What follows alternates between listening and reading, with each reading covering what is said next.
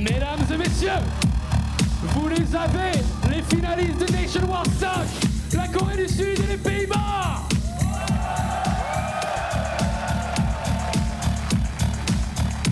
Après 32 équipes, on n'en a plus que 2 et on a besoin d'un champion et ça on va le déterminer dans quelques minutes. Mais avant toute chose, un maximum de bordel pour les finalistes.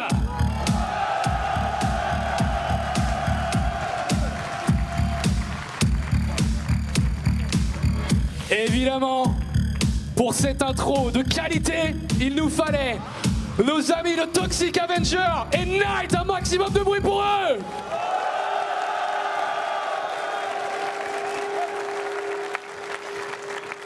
On y va?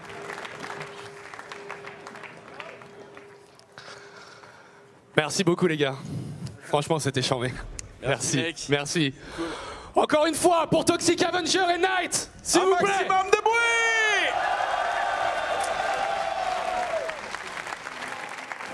Nos finalistes sont beaux, ils sont magnifiques. La Corée du Sud, sous Innovation and MMA. Et pour les Pays-Bas, Challengers, s'il en est dans cette grande finale, ils vont avoir besoin de tout votre soutien. La team Hollande, Arstem, Optimus et Uterman. La finale va démarrer dans quelques instants. Alors donnez toute votre voix parce que ça va partir. La finale des Nation War 5, c'est maintenant. Casters, back to you. Les casters, c'est à vous. Les casters à vous.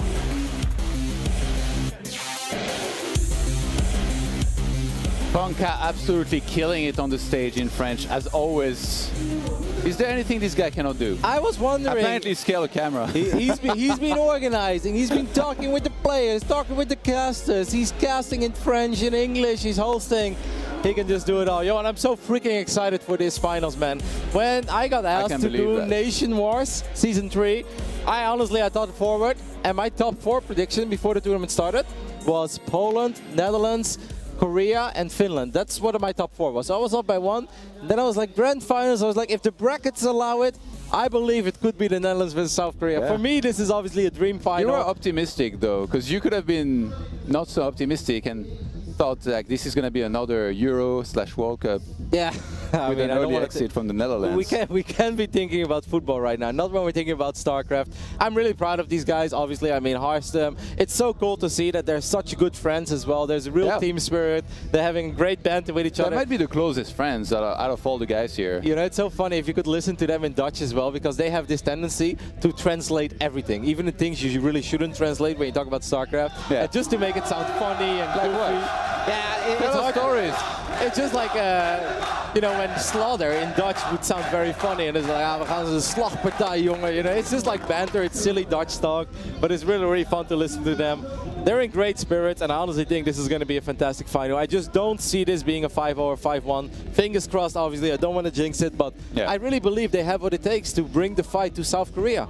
Yeah, they're definitely very good. They are a team with a lot of depth, right? Like, with so many more of these other teams, it's like mostly about 1 player, maybe 2, but it feels like those 3 here from the Netherlands are pretty solid. Obviously, Harstem has been the man on fire, though. He has, and still a lot of people look at Utermo as the ace. Utermo, even on stage, he said like, you know, I actually think that if I could have played again against Major or Special, I think I could have done it, forgot my upgrades. I don't think it would have been that easy, because Special looked really good in his TVTs.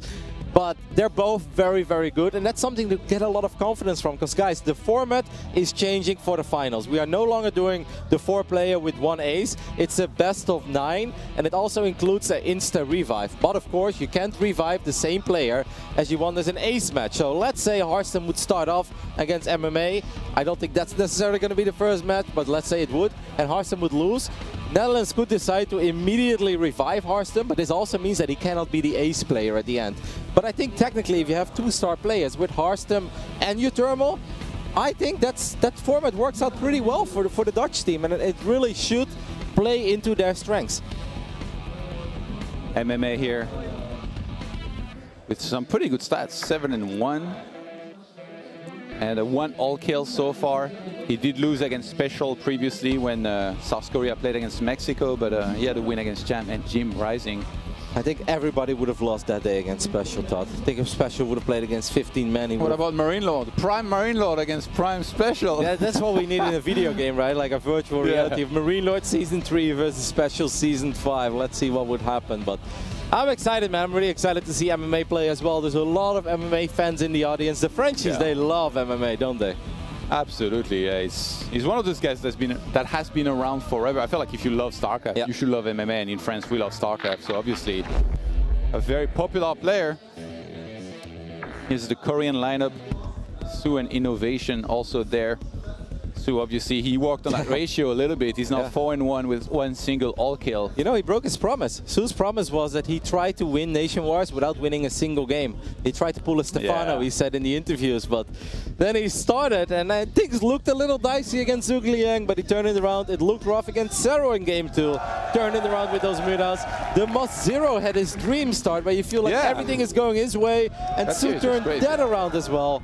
I mean, he played fantastic. If somebody looks only at the result, they're like, oh yeah, no, okay, Su played really well and 4-0. But no, actually those games were just incredibly close. And Innovation is just waiting to reach final form. Innovation was a big part of why South Korea won last year, I think. Yeah, he all-killed Germany in the semifinals. Yeah, and anytime that South Korea enters the Nation Wars, they are the big favorite to take it all. Anytime that they don't win it, it's a massive upset. It's StarCraft history in the making, and that only happened once when they met France in the finals, and that was many seasons ago. And of course, that was an online competition, even though I'm sure they went in there with all the right spirits and the right attitude and trying to win. Online and offline has always been different in competitive video gaming. And ball delay, they played a later time. Yeah, and all that. exactly. Not to take anything away from anyone. No, it was a sick performance by Marine Lord back then. Absolutely a legendary night in the history of StarCraft 2. I think it'd be bigger now if Netherlands beat Korea. Yes, I think so too, especially because, yes, some people said like, maybe this Korean lineup isn't as good as it could have been. I mean, with Su, you're still looking at the best or second best Zerg player in the world, maybe third best if you want to put Rogue and Dark above him, but come on, like no one can argue that Su is not one of the absolute best that has ever played this game. Innovation, some people say he's been slumping. I think he's already getting back into Innovation prime shape. 2017, he was still freaking fantastic, man. He won tournaments in Korea where he didn't break a sweat. Like GSL versus the world, that Innovation, if that Innovation shows up, I thought even then I'm getting a little worried with all my bias. Hey, it's always the question of which Innovation will be able to, how well he will be able to play, but I'm pretty excited. I feel like it's very likely that from Netherlands, with the 2 revives, those will be used on Uthermal and Harstem, most likely. Optimus, it's his time to shine as well. Like he did win a map earlier when they played against Mexico, but if he was to win even just a single map against South Korea, it's already so huge. Imagine the support that this will bring to Uthermal and Harstem in trying to win the rest of the games as well. I've been praising these young men all season long. I've been hyping them, and I'm not going to stop here, Todd. Of course, not here in the grand finals, but I also think if you look at the ratio lineup of the South Korean team, it's 2 Terrans and a Zerg. I feel like that plays into the strength of the Netherlands. Uthermal has really good TVT, as we're going to take a look at the Dutch lineup. They still haven't fixed that graphic. I'm really upset about it. It's the capital. We don't even know. How do you say the name of Optimus? Vincent, his last name? Yeah. Clerics? It's hard to read from here. The screen is kind of small. Clerks. Okay. Is it Clerks or Clerics? It would be Clerics. Cleric, jongen. If that they is don't have his name. difficult names, actually. Uthermal has a funny last name, Mark Schlappy. The first time I saw his name, I thought that was like one of the meme things that they do, you know, because they always give each other funny names, and he always had a Pokemon as a portrait. It's like, no, that's actually... Schlappy means something in Dutch? No, not really. I mean, no. It's gonna slap you around? No. No, it's not a very common Dutch last name, that's for sure. Kev Harstem has a little more, you know, a very regular name. The King, and he's been playing like the King in this season of Nation Wars, that's for sure. I am so impressed with Harstem so far this tournament. Actually, I think he's the player with the best stats. Yeah, 16 and 1, I think. Yeah, come on. Wow. He only lost a PvP against Neep in that one nation war where the Netherlands was actually pushed for the only time truly in this entire season. Of course, Mexico didn't make it easy and things looked a little dicey, but that was still a 4-2 victory in the end. USA really pushed the Netherlands to the limit. It took the greatest nation on earth, no less. Yeah, exactly. Fight back against the unbeatable Netherlands. But I mean, that's the only map he dropped. He's just been so freaking great. I really think for Optimus, this is good as well. I think Optimus likes TVZ the most. I think that's his matchup. Yeah. Now, of course, Sue, you know, that's a tall mountain to climb, but I don't think it's impossible. I do not believe, Johan, that we're going to see like a single bad game in this series. There's not a single game that you look at that paper and you're like, there's no chance that player X or player Z wins. Like, no. All games are going to be hard fought and contested. Actually, none of these guys, by the way, is from Amsterdam. I was asking the players earlier, like they are more from the Rotterdam area. I know that at least that's true for Harstem and Uthermal, I believe. No, we basically claim their cities. I mean, they live in their own little towns close to Rotterdam, but that's technically Rotterdam. Yeah, none of them actually lives in Rotterdam? No one lives. What about you? No. Really? Yeah, I was Your born... nickname is Rotterdam and you live in the suburbs. Yeah. I actually live in a city on the other side of the river. What a poser. I know, but I was born in Rotterdam. It says so on my passport, Todd. And Optimus is from the northeast side of the country, close to the German border. Are these guys big football fans though, or not so much? Not really. I think Harstem is starting to become a little more of a fan. He's been tweeting about some of the games. You converted him? Yeah, like a while ago, you know, we're not going to talk about that too much, but he sprinkled through that he kind of likes Ajax. So today I gave him I gave him a Feyenoord present, and I'm working on it, Todd. I'll pull him to the right side, don't worry. Yeah, actually, you gifted him a captain band. Yeah, but apparently it's too small for his giant bicep. He's been hitting the gym quite a bit. Kev. You messed up. No, it looks cool. It looks like he's about to snap. That's how big it is. It's like a Dragon Ball Z scene. You know, it's like Thor's armor in the Avengers. No, it's cool. I'm so excited, Johan. I really hope we're going to see 9 amazing games of StarCraft 2. That'd be cool. 5-4. That's a dream score, of course. I mean, we had it last year, Poland versus South Korea in Season 4. It was an absolutely fantastic final with that final game, Elazer doing his little Ravager rush.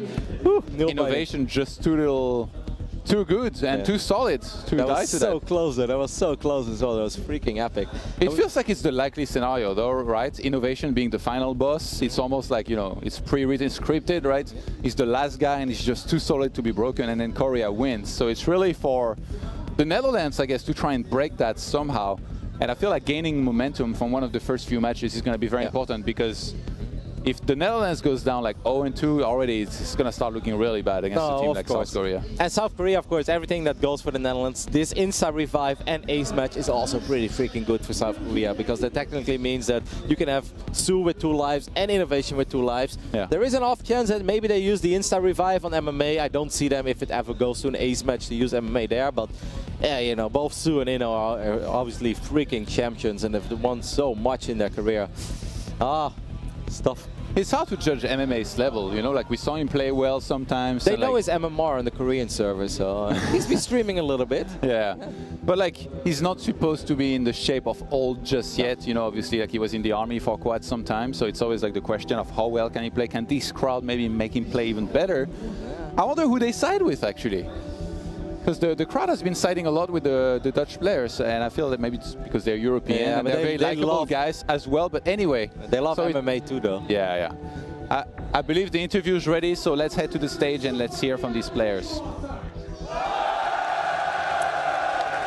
C'est bien ce que je pensais, c'est bien ce que je pensais, mais vous savez, évidemment, nous on aime bien faire parler les joueurs, on aime bien leur faire dire des bêtises, donc on va quand même donner l'opportunité aux joueurs néerlandais de nous dire un petit peu ce qu'ils ont en tête avant cette grande finale.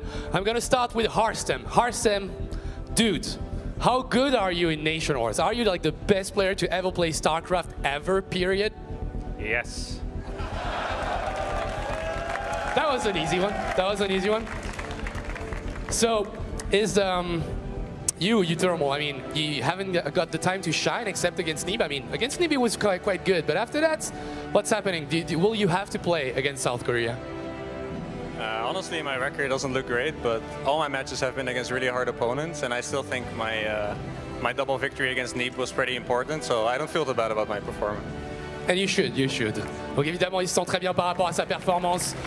De battre Nib contre les États-Unis, c'est ça qui leur a permis d'avancer dans le tournoi. Une petite question pour Optimus. Optimus, What's going on? What's going on through your head? What do you want to say to this beautiful audience? Wallé! See, he told you it would work. What about South Korea, Jin? Alors on vient d'entendre les joueurs néerlandais, ils ont l'air confiants, mais moi j'ai confiance en mes joueurs coréens. Alors on va d'abord demander à MMA comment ils se sentent dans cette finale et s'ils sont confiants. So hello MMA, congratulations to make it to the finals.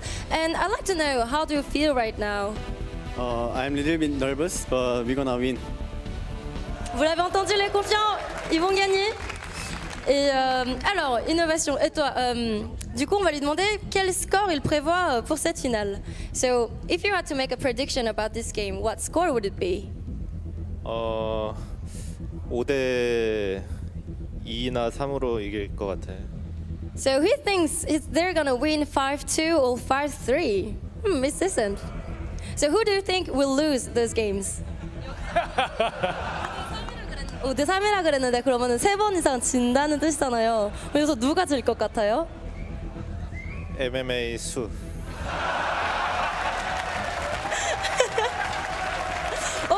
이거 안 되겠는데요? Ah, 그러면은, okay. So maintenant on est obligé de lui demander la même question. So we have to ask you the same question now. 같은 질문, 이제 스코어 예상이랑 누가 질 것 같은지.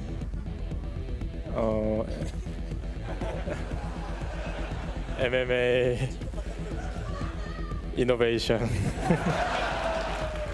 Oui, parce que je vous rappelle, la finale se déroule en 9 manches, contrairement aux autres parties. Donc les joueurs auront 2 revives. Donc avant de terminer l'interview, on va demander à MMA s'il a quelque chose à dire aux joueurs néerlandais. Can you say a last word to your opponents right here? Netherlands. Yes. 오케이, 굴러. All right. And to finish things off, we'll go with Team Netherlands. I think Optimus is the captain, but I feel like asking you another question. Like, did you have anything to say to the Korean lineup right there? You guys are going down. You guys are going down. Okay, and I guess the last thing that we want to know is who is going to be starting for Team Netherlands? Uthermal. Uthermal qui sera le premier joueur. Un peu de bordel pour Uthermal qui va commencer ce match, cette grande finale. Voilà. Alors on a Uthermal qui commence pour les Pays-Bas et pour la Corée qui va commencer. Who is the starting player for Team Korea? MMA.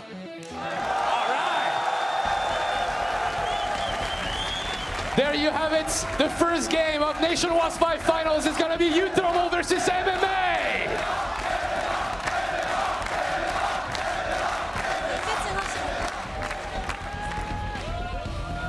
Alors, pendant que les joueurs s'installent, j'ai envie de faire quelque chose. Vous connaissez la GSL, n'est-ce pas? Vous savez ce qu'ils font quand on commence le game? Qu'est-ce qu'ils disent en Corée pour encourager les joueurs? Alors on va s'entraîner, on va commencer avec MMA, donc quand la partie va commencer, donc les commentateurs ils vont dire joueur rouge, machin truc. Ouais, personne n'écoute de toute façon. Hein. C'est vrai. Tout le monde s'en fout. Ok. Alors qu'est-ce qu'on dit pour MMA quand la partie commence? MMA Fighting. Ok, on veut s'entraîner une fois. Vous êtes prêts? Je vais faire 1, 2, 3 et vous dites MMA Fighting. Ça vous va? 1, 2, 3. Wouh, super. All right. Et alors pour les Néerlandais, on peut faire ça aussi. Alors Uthermal c'est un peu plus long, donc voilà, anticipez un peu le truc. Vous êtes prêts? 1, 2, 3, Uthermal Fighting. Ok, super. Encore une fois. Attendez, je vous fais avec l'accent coréen. Ouais. C'est Uthermal Fighting. Ok? Tout le monde peut le faire? Uthermal Fighting. Ça va très bien se passer. Ok, super. Vous êtes prêts? 1, 2, 3. Ah, c'est bon, c'est bon. Super. Et on fera ça pour toutes les games. Si à un moment donné ça marche pas, vous gueulez pas, on redémarre la partie, on s'en fout. Hein. Donc voilà, soyez réactifs, envoyez le bousin, profitez de cette grande finale Nation Wars, ça va déchirer. Merci beaucoup d'être là, vous êtes les meilleurs. Et profitez, allez! Allez, à vous les casters. Back to you casters. Funka and Hajin absolutely killing it. And that wasn't translated, but Franca actually what he just said is that they're going to do this for every game. Yeah. And if the audience messes up one time, we're restarting the game. So they better get it right. So it's going to be a long night, technically, because that whole white thing, it wasn't really work, I think. It wasn't really working, but... I think it was okay. Yeah, the one with MMA was good, but the one with Utermo wasn't. He has like a longer name, his father. And also... Yes. Hajin, bless her, like she wants people to do the Korean accents. she thought it would make things easier. No, it did not. So we got a TVT to kick things off. MMA versus Utermo, obviously a very big match for MMA as well, because we said most likely Insta revive either Su or Inno, and then Ace either Su or Inno. So if MMA would lose here, there's a good chance that will be the only game that he plays here, unless they surprise us and they do something that none of us expect. And for Utermo, this is like the moment. I think what he said on stage, I think that's pretty accurate. He's like, yeah, I've had tough opponents, he played on tough maps, but he did take out Neeb when it mattered the most. But this is also a very big game. Going up 1-0 in the grand finals, obviously good. The Netherlands like to kind of plan ahead as well in the maps, and I do think they send out Utermo first on Catalyst because they expect him to win. Yeah, and it feels like it's two guys that have done well, but not amazing. And now they get a chance to do amazing. I mean, it's the grand finals. You want to open up with 1-0, so I believe we're going to be taking a look in a moment at a video of MMA, so let's check it out.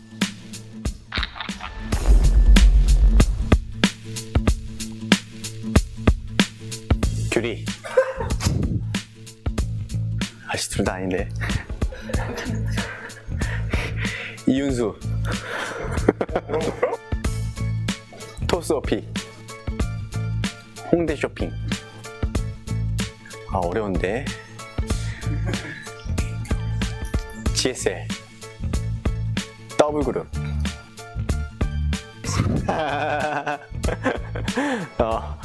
내 커맨드 푸시기. 지금은 내셔너즈. 삼겹살. 둘 다 BM인데. 보스 BM. 이들아. 군인 테란. 서울에서 12시간 연습하기. 최연성. 유럽. 오, 둘 비슷한데? 장민철이랑 해서 이기기. 오브컬스 프렌치 키스.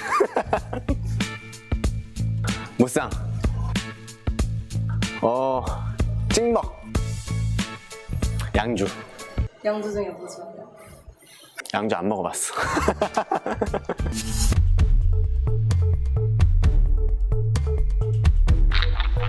I had the privilege of watching that one next to MMA backstage earlier, and I was like, why'd you pick spirits? Then if you haven't tried it, it's like, very expensive. Maybe if they win here, that's a lot of money on the line. Yeah.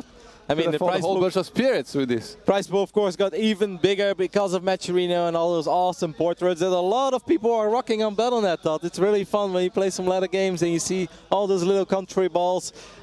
It's awesome. I got the French flag. Yeah? Yeah, it's ready. I use the Dutch flag a lot, but our flag is like so almost like disoriented that I like to like rock some of the other ones as well. I think the Finnish one is really cool. And since Sarah's always ranked 1, I kind of like to rock the Finnish one.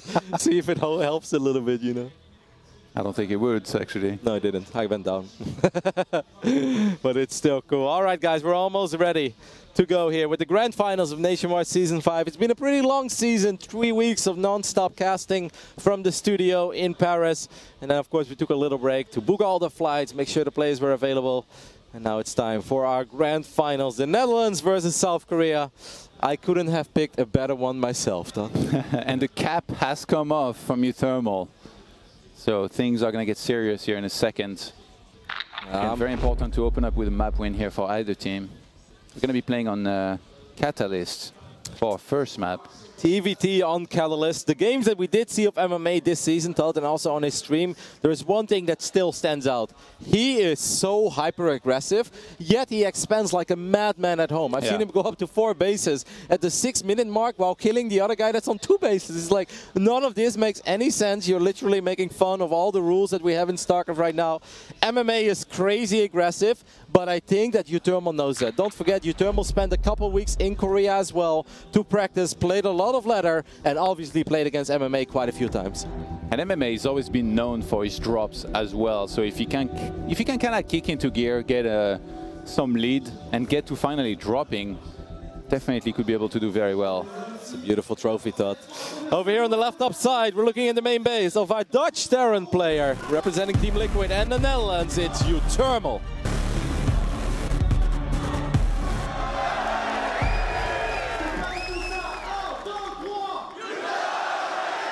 And his opponent in the red, in the bottom right, playing for Team South Korea, it is MMA. Well, we did it live when we said that this audience loves MMA, Todd. It's been nothing but MMA chants so far. But I'm sure that everyone is just excited. I've met fans, Todd. I've met someone that came from New York. He said, I came all the way from New York just to watch Nationwide. He's like, I love the first match, and I really hope the grand finals is going to be great as well. I was like, mate, if you came from New York, I truly hope you get all 9 games. Because you deserve it. That's a lot of passion. I'm so pumped. It really should be a good series. We see double gas on the side of MMA, and the same thing is happening on the side of Untitled. So we're most likely, Todd, going to kick this one off with a lot of Cyclones. Did you talk with the Dutch team about, like, you know, specifics, like in terms of strategies a little and bit. stuff? A little bit. Anything you could share? share? Yeah, there might be friends of the Korean team. That would be betrayal. It was that detailed? It was. It's all planned out. The first thing that Optimus said when after they did like the map selection and they picked the first player on the first map, he walked up to me and said, we read him like a book. As I believe our microphones are cut. I am not sure if you guys can still hear us, because we can't hear ourselves right now. As it seems like MMA is also suffering. He still has power though, Todd. Unlike us. I do not think that...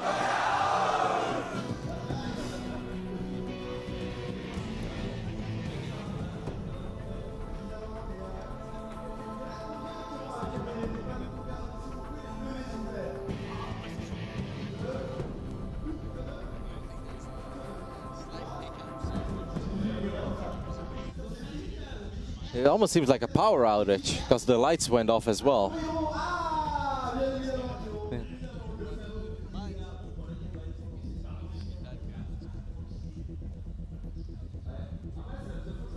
As we currently have no idea whether or not you guys can hear us at home, we are going to try to solve this and hopefully continue the show. Sorry? Yeah, he lost against Snoot on a Biogenesis. He lost against, obviously, Special in the semifinals.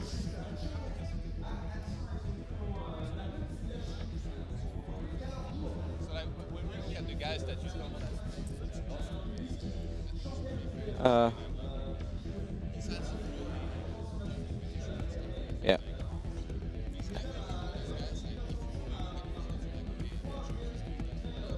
Yeah. Like, he didn't play against Sweden, he didn't play against Peru. He was very clutch against USA. Like, he lost 1 game against Neep, but then he won 2. And in the quarterfinals, yeah, he just lost against Snoot. So.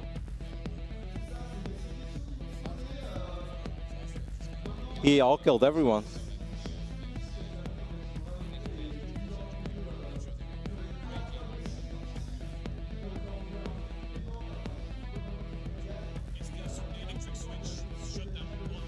Yeah.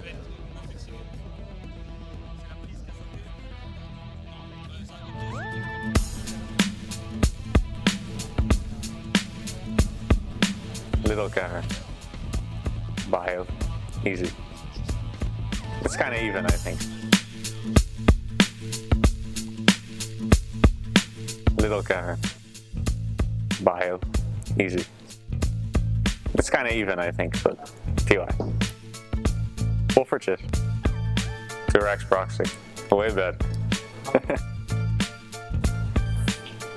Arthosis. Protos. Mayo. As a Dutch person, of course. David.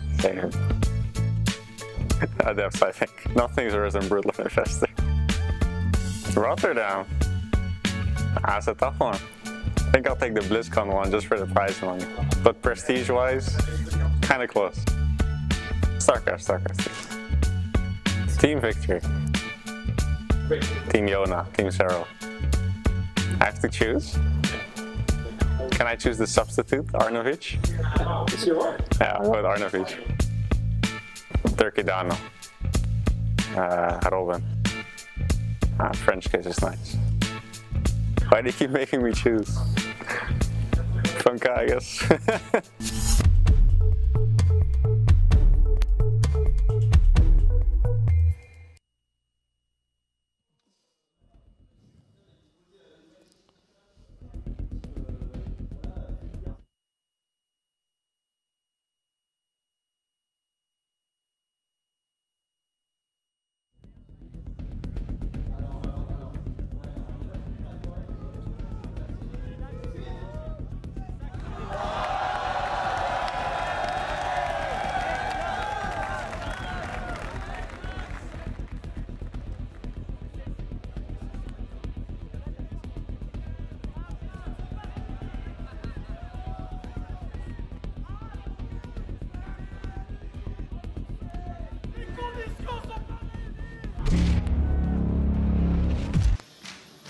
Welcome back, everybody, to the Nation Wars 5 Grand Finals. Sorry about the delay. We had a few hiccups, but we're going to get right back into it here, and hopefully it's going to run smoothly from there. You know what? I don't even mind, because I know these games are going to be amazing, and so, we had to wait, like, what, 10 minutes? Yeah. In the meantime, like, O-Gaming went crazy. They went on stage, they threw T-shirts. Like, these guys are almost happy there was a few issues because they got some free T-shirts out of it. And they settled I saw a moment, though. And they settled the debate. On stage, I started sweating a little bit, you know? Because you're afraid he's going to challenge you again? Yeah, a last-minute show match I don't know about, and here we go. This third time in a row I'm losing to this guy. I also heard they settled the debate of how to pronounce chocolate in France. Like, yeah, okay, no, like, we shouldn't. Like, that was just a troll. All right, guys. Anyway, we apologize for the small inconvenience. Hopefully, we are good to go. Continue this finals. I guess the passion level start of this audience was just a little overwhelming. It was too much, and the electricity blew out. But we're back now. The lights are back, and I think both players are pretty much good to go to continue that game on Catalyst. Once again, this is the first map of this grand finals, which is going to be a best of 9. So hopefully it's going to be a very long series of StarCraft 2. Yeah, they're in good spirits as well, actually, the players. You know, they were talking to one another. I think MMS said he needed to go to restroom. So Utama was like, no, you got your chair right there. Your chair is the restroom. Like, just kind of telling him, stick around. But, yeah, these guys, they're pretty friendly. Like, I have to say, in the StarCraft scene, almost everybody, I'm not going to say everybody, almost everybody gets along very well. And that's always cool to see at events, you know, like all these guys just kind of hanging out together, talking with one another. Because at the end of the day, it's a solo game.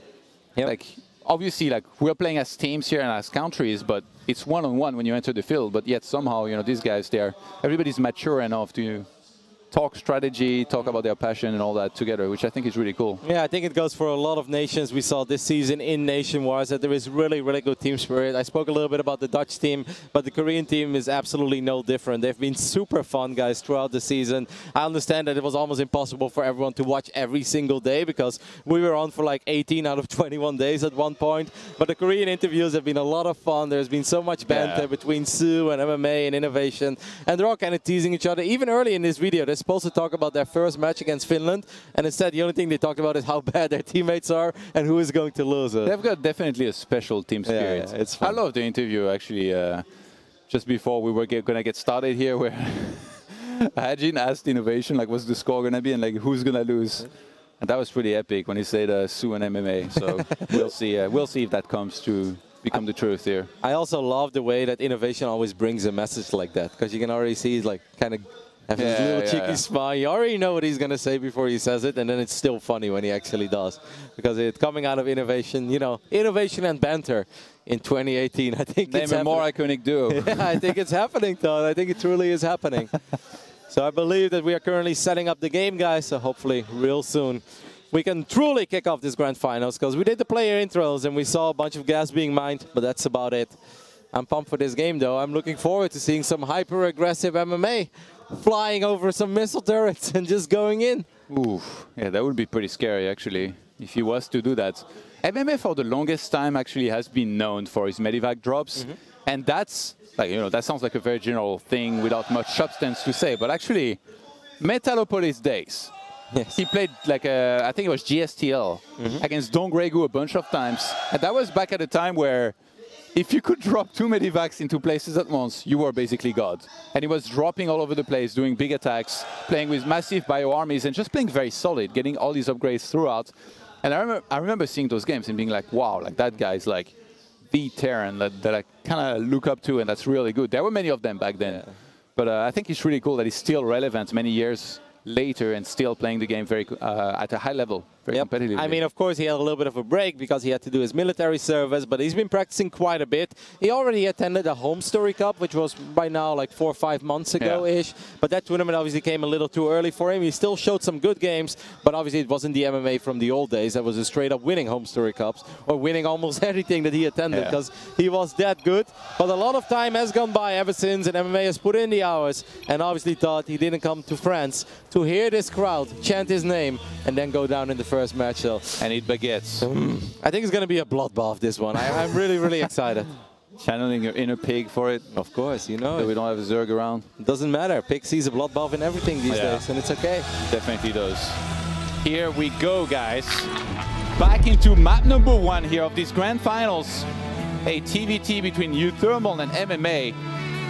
And yeah, I mean, the builds look pretty much mirrored for the most part. We've got a starports on the way here for MMA, and not just yet for Uthermal. Both players are expanding. Yeah, we know about these Cyclone dances that we see very often. It's very important that Uthermal keeps his Reapers alive. He's just going to go in. He might get the SCV, but it also means that his Reapers are behind enemy lines already. And I'm not sure, I think there is something. These Reapers are going to go down, Todd, with the Cyclone in the main, the Hellion, and the Reapers in the natural. Losing 2 Reapers for just a single SCV. Yes, you do stall that command center from finishing up, but that's still a pretty expensive loss this early into the game. Yeah. Definitely, like he's gonna have 2 Reapers less back at home to defend with. Those Uthermal try and adjust because of this and maybe get a bunker. Well, I guess he's got already 2 Cyclones and he's getting 2 more, so he doesn't necessarily need to. Sees that MMA is posturing forward. Be careful here with that KDA charge. I wonder if MMA should be attacking here. Yeah, I think that would be very tough. Cyclones are so beefy and they push out so much damage this early on. So I don't think the Reapers and the Hellions would do too well. Now Uthermal is going to produce a lot of Cyclones, but we already saw some of the TVTs from MMA that he likes to transition out of this Cyclone phase as quickly as possible. Be active with one of those Medivacs, just drop a little bit, keep your opponent with all his Cyclones on his side of the map, and meanwhile get those tanks and Marines out. Ooh, Uthermal's actually moving out here with this. I guess Full Cyclone will make you confident to fight almost anything at this stage in the game. Almost as if he was fishing for that Medivac. And maybe those, but he goes all the way around. And that's going to be a 2 Cyclone drop. There's nothing in the main. Second hitting. He got 2 Hellions. He could come back with them, but they're not great against Cyclones. I think this game is going to get pretty messy very early on because there isn't much at home for Uthermal. That means that this tech lab is going to be gunned down pretty quickly. Cloak is obviously never going to finish up here. That reactor is going to get picked up as well. How much can Uthermal do on the other side of the map? Yeah, let's see. Those Cyclones are going to get right in there. They get rid of the Hellion. Marines are not all that's left over. Uthermal's going for the full attack here with the Cyclones across the map that he rejoined with the 2 Hellions that he had there. He's trying to defend back at home with some Marine and some SCVs being pulled. He's going to do so much damage here with this. Can MMA defend? Oh, those Hellions are so useful there as well, though. They are pushing out so much damage. All the SCVs are lined up. The Cyclones are taking a little bit of damage, but 25 SCVs have gone down already, and more will go down. There is nothing stopping these Cyclones and Hellions, and actually I think that Uthermal has just done it already, Todd. MMA has lost 30 SCVs and only killed 7. He's struggling to hold on right now. The supply plummeted so fast. I was looking the whole time. He's still losing a little bit at home because obviously that Medivac and one of the Cyclones is still alive, but it's safe to say that this was a brilliant call by Uthermal to not turn around against this drop. The Cyclone is going to be able to get the kill on this Medivac as well. And things just go from bad to worse for MMA, where it looked like it was a good move to drop into that main base. He just didn't have enough at home. 31 SCV, 33 SCVs now to 8. Uthermal scans the main base of MMA. And what he sees is a base in shambles with barely any saturation. and he's gonna be feeling comfortable right now. MMA not gonna tap out just yet. He's gonna try to edge his way back into this game. He's had some crazy comebacks in the past, but I think Utomo should be fully ready to receive anything that MMA is gonna be throwing at him, including that one Liberator. Yeah, he absolutely had some crazy comebacks, but this would be the craziest of them all. Being down 27 SCVs this early on into the game, not really having any advantage in anything, truly, not in tech, not in workers obviously, not truly in army either, and he's probably gonna end up losing a few more SCVs against these Banshees, and that is super painful when you only have 12 SCVs to begin with. If Netherlands wins Nation Wars, does it make up for not qualifying for the World Cup in football? I don't know. That still hurts. It's a start. This is absolutely a way to stop the bleeding, Todd. Like this will be one hell of an achievement for Dutch esports, obviously, as this Banshee will get gunned down. So that's nice for MMA. Yeah. Gets a little bit of momentum, but Utomo still with 3 times the economy of MMA right now. 3rd CC about to finish. He's getting his upgrades going. And the thing is that he doesn't need to rush in either. He's quite a bit ahead. Like obviously he can't see the numbers like we can necessarily, but just from the scan that he had earlier in the main base of MMA, he should realize that he's just so far ahead economically. And from there, just gonna take his time, assemble a big army, start hitting with multiple medivacs later on, and tanks even, take the 3rd base, secure it, and just make sure, you know, you don't have to go across the map immediately and try and end it just because you're ahead, because then, you know, a counter drop could hit you and then the opponent gets the clutch defense back at home and then you've lost the game. What I love the most about that early phase of Utomo is how decisive he was. The moment he realized that those 2 Cyclones and the medevac, which obviously means that there was an early starport on the side of MMA, was at his side of the map already, he just went for it. He took that fight against that Cyclone and those Marines, and then obviously the 2 extra Hellions that showed up, that just made the trade that was already going to be good, as he does end up losing a Cyclone here, made it fantastic. Those Hellions got some money shots off on all those SCVs. No hesitation from Utomo. Yeah, great point actually. He knew exactly what he was going to do, almost as if he was hoping to get into that position against MMA's build order. I mean, MMA Utomo doesn't mess around. He's like the guy that if you ask where he wants to eat, you know, like you expect he's going to make suggestions and stuff. He's just like, no, this one place. That's where we're going. The scan goes down for MMA in the natural. He sees where the army of Utomo is. There is a Viking here. So, I mean, MMA might be able to do a little bit of micro here and get a couple of supply depots, maybe even that sensor tower, but this is not enough, of course. If you're still down almost 30 SCVs, or even more than 30 SCVs, killing a couple of depots and a sensor tower is just not going to do it. You need way more than this. And MMA is barely making any SCVs, in fact. Like he's still on 31 against 61, so he's not even been as consistent as Utomo, who's now got the 3rd base set up, and his supply just keeps on completely going out of control here in this game. A little supply block, but it's absolutely been skyrocketing over the last few minutes, and you can see that worker advantage has now turned into a 40 supply overall advantage for Utomo. Army-wise, Utomo is in a good position. The only thing that MMA can truly do is hope to get tanks in a couple of fantastic positions and somehow get some money shots off against Utomo, but it's not easy to make a comeback like this against someone who's obviously as solid as Utomo. I honestly think if MMA pulls this one off, Todd, it's the greatest comeback of his career. That'd be pretty crazy. 39 SCVs to 65. And Utomo taking his sweet time. Look at those 2 beautiful sensor towers, Roddy. He's got all these bases covered, all the vision that he needs. And MMA is just so broke, like it feels like he can't even take one more base. Like he's trying to make as many units as he can and trying to make something happen. Utomo looking to try and engage in the middle of the map. Not quite gonna overextend here. He pulls back just on time before those siege tanks of MMA were gonna do a lot of damage. Yeah, there is an upgrade advantage as well working for Utomo. +1, of course, massive on the Marines. I don't even think only now starts. Yeah, I don't think MMA even has an eBay, right? So he's just going to be incredibly far behind. He's going to try to make the magic happen with his tanks, and he does. I mean, he got a couple of shots off, but then indeed the double kill on that bad boy, and it just feels that MMA is fighting a fight that he really doesn't want to fight because he knows it's not a fair one. The medevac is on the fire as well. The tanks go down. The Marines team format. Harstem is already celebrating. The mules are going down as well as Utomo takes the 1-0 lead for the Netherlands.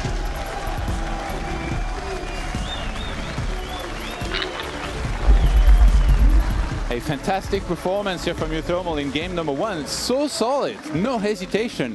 It's almost as if he had planned for everything to go exactly down this way.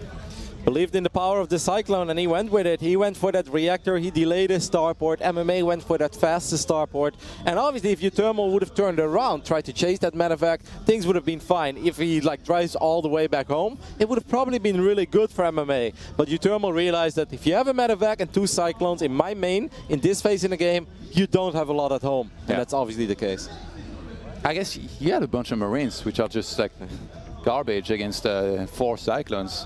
And you mentioned it, the 2 Hellions. That was genius, because when I saw the 2 Hellions come out and Uthermal saw that there was something hitting him in the main base, I thought he should keep that at home to defend. But no, actually, the attack across the map wouldn't have done as much because it forced MMA to pull SCVs, which are terrible, like when they get splashed by these Hellions. Yep, the SCVs were lined up as well. There simply wasn't enough. So let's see who is going to be the next player for South Korea.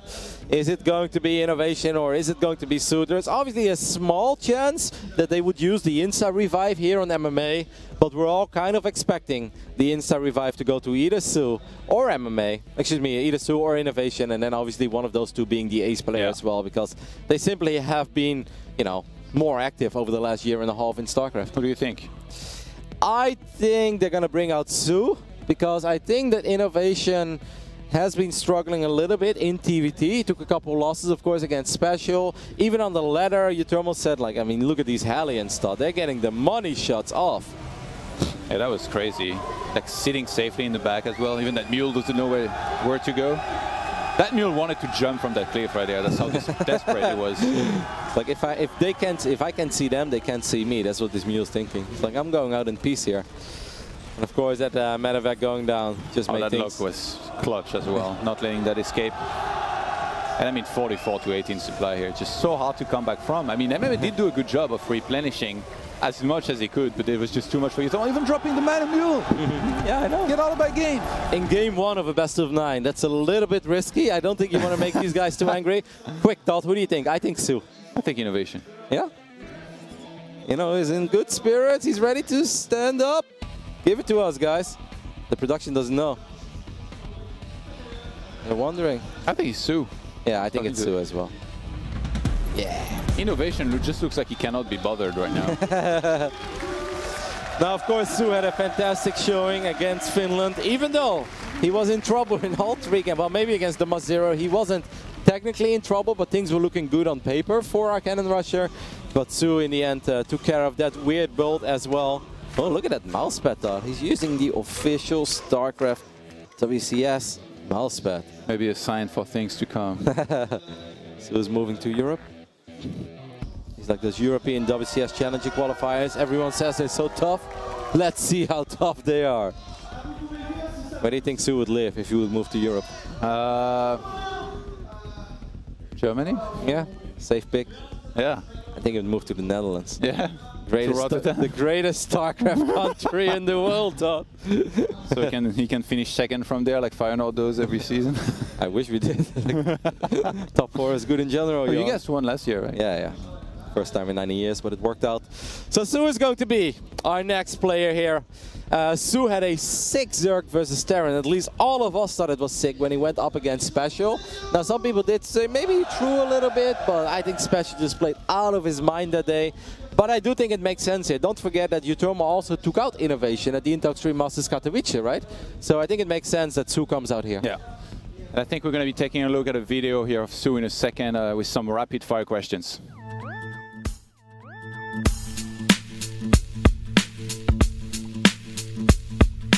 치킨.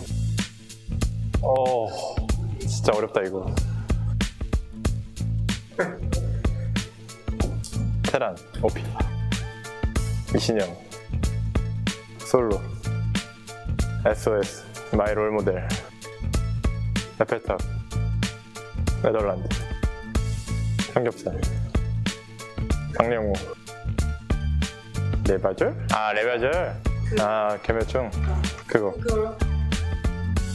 브로드로드. 유럽. 트와이스. 미드. 프렌치 키스. 스타크래프트.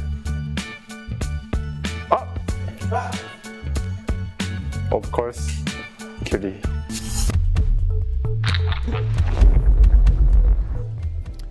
Sue is definitely a bit of a cheeky guy, I think. Like we've course. all realized that by now. He left the pass for us. He's like, of course. I was like, of course what? They're both awesome.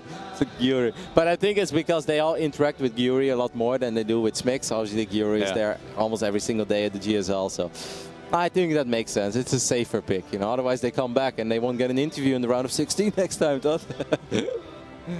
I mean, yeah. Everybody picked you over me.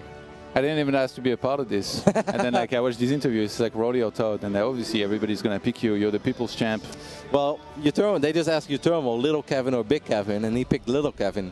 Then again, I walked up to them while we had this little power outage. I was like, so Kev. He's like, what? I was like, who is little Kevin actually? Because you're bigger than me right now. Obviously, this goes back to the Warcraft days when Harston was still a very young boy. And he was called little Kevin because I was a bit bigger. But no more, Johan. He has surpassed me in every shape and form. You're a bit bigger in waist size only. Yeah, I mean, that's the only thing. That I'm bigger in the bad ways. He's better in StarCraft. He's better looking. He's taller. He's more muscular. Can't keep up with these youngsters, Todd. You're doing pretty good in StarCraft, actually. Yeah, but like, not as good as Harston. Hey, I feel like if Netherlands were lacking like a very strong third player, they would have been sick to see you play. But they do have Optimus. It would have been sick, but Optimus is still a very, very strong player on the team. I love it, Todd. We have a Korean flag. We've got a Dutch flag in the audience as well. And look at this poor guy in the front. He came here, and he's wearing his Mexico jersey, Todd. He's repping Mexico. Unfortunately, they got eliminated, but I still think that's very cool to see. Maybe he got to meet the guys. Yeah, of course. I mean, he looks happy, and he's got a pylon as well. I think he won a pylon USB charger. We all got one of those. I like that trophy. It's simple, by the way. You know, like the Nationwide trophy. Too crazy with it. Yeah. I like it too. It will look great in my room. So for the people who don't use the Twitters that much, the Dutch team actually decided that if they would win the championship here, they would give the trophy to me, because they couldn't possibly pick between all three of them who would want it. So they said, I think you deserve the most. Really? Yes. But you asked first. No, I didn't ask. They just said they decided that, and then they brought that message to me. And I was like, well, sick. I think I had a very valuable contribution to the team by not signing up. And then they all left pretty hard. Sick. I guess you finally will get a trophy in your room, yeah? Yeah, no, I still I have I've got a couple top. Maybe 11 years ago. How many trophies you got? I got like 4 or 5. A couple Dutch lands and my 1 Euro Cup victory. Still kiss it every day. Nothing better than winning esports tournaments. You know all about that. I know a little less, but you know, the few memories I have, I cherish them very, very dearly. Alrighty, guys, we're getting ready to hop into game number 2 here of the grand finals of Nationwide Season 5, as we have been taking a look at Blackpink for this ZVT. 49.2%, so pretty even so far. I always wonder how big a sample it is, you know, like you can't really know, like without the amount of games. I think they said at leisure leg, so all WCS competition and... Really, I thought it might just be nationwide. No, it's definitely much more than just nationwide, because we already had stats on day 1, so... So ZVP actually has 72% on abiogenesis? Yeah, That's so sick. Well, you know it, Johan. Alrighty, guys, here we go for game 2. We're looking at the main base of our Dutch Terran player, representing Team Liquid. And he's trying to carry his nation. It's Utermo. And his opponents, he better be ready for the special, because I see a little blue dot on the map. It's Sue. Uh-oh, yes we do. But that Overlord thought seems like it's heading in a pretty good direction to spot this very, very early on. Oh my goodness, it's a 4x, no gas at all. Utermo's just going all out with it. Where is that Overlord? If Sue somehow stops it, no. He sees it, right? Yeah. Overlords, yep. I mean, unless he stops now. Utermo has made this work in the past when it's been scouted, but it relies on the Zerg making some pretty heavy mistakes. Like realistically, you get the Queens, you get the Spine Crawlers. What Utermo's gonna do is make a lot of Marines, go forward, and then try and Wow, kite. this is a dangerous move though, because one of the barracks is already done. And this is drones that are being pulled very far away from home. Let's see if he can get a cancel on this second barracks. He gets a little bit of surface area there, a little bit of SCV magic. Obviously, this hurts the economy quite a bit of Sue. I mean, he is doing damage to these SCVs, but the Marines will start coming out very quickly. Yeah, he's trying to catch that one SCV. Ooh. Nice micro here from Utermo. And we've seen Utermo make magic happen with those Marines. He's so good at kiting, he's so good at microing. Loses one of the SCVs. That's still Was 4 that the or right 5 move by Su? Because I'm not sure, man. He goes for a roach run and he can only start 1 queen. And he starts drones! What? Wait, what? Is he not? This is serious. So does he think it's only 2 barracks? Did he see? I think he missed the third. No, he saw all of it. All right, so the first bunker is going to go up.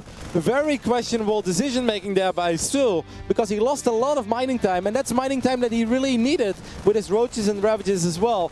I think he's going to have a very tough time keeping this hatchery alive. Now, the game will not necessarily end there, because obviously Su could stabilize in the main, but a 1-base Zergtot, how terrifying is that truly?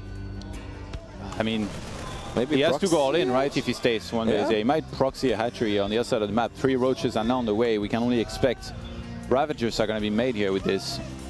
So you What is this going drone to doing? see this drone, which I think is pretty important. I think Su wants to see what's happening in the main base, but I don't know how I necessarily feel about this for Su. I mean, he lost his hatch. He still has a minor economic advantage, but it truly is minor. And I think he's going to have a tough time. I mean, obviously with Ravagers, you can take care of this bunker, but that's just going to take so long, Johan.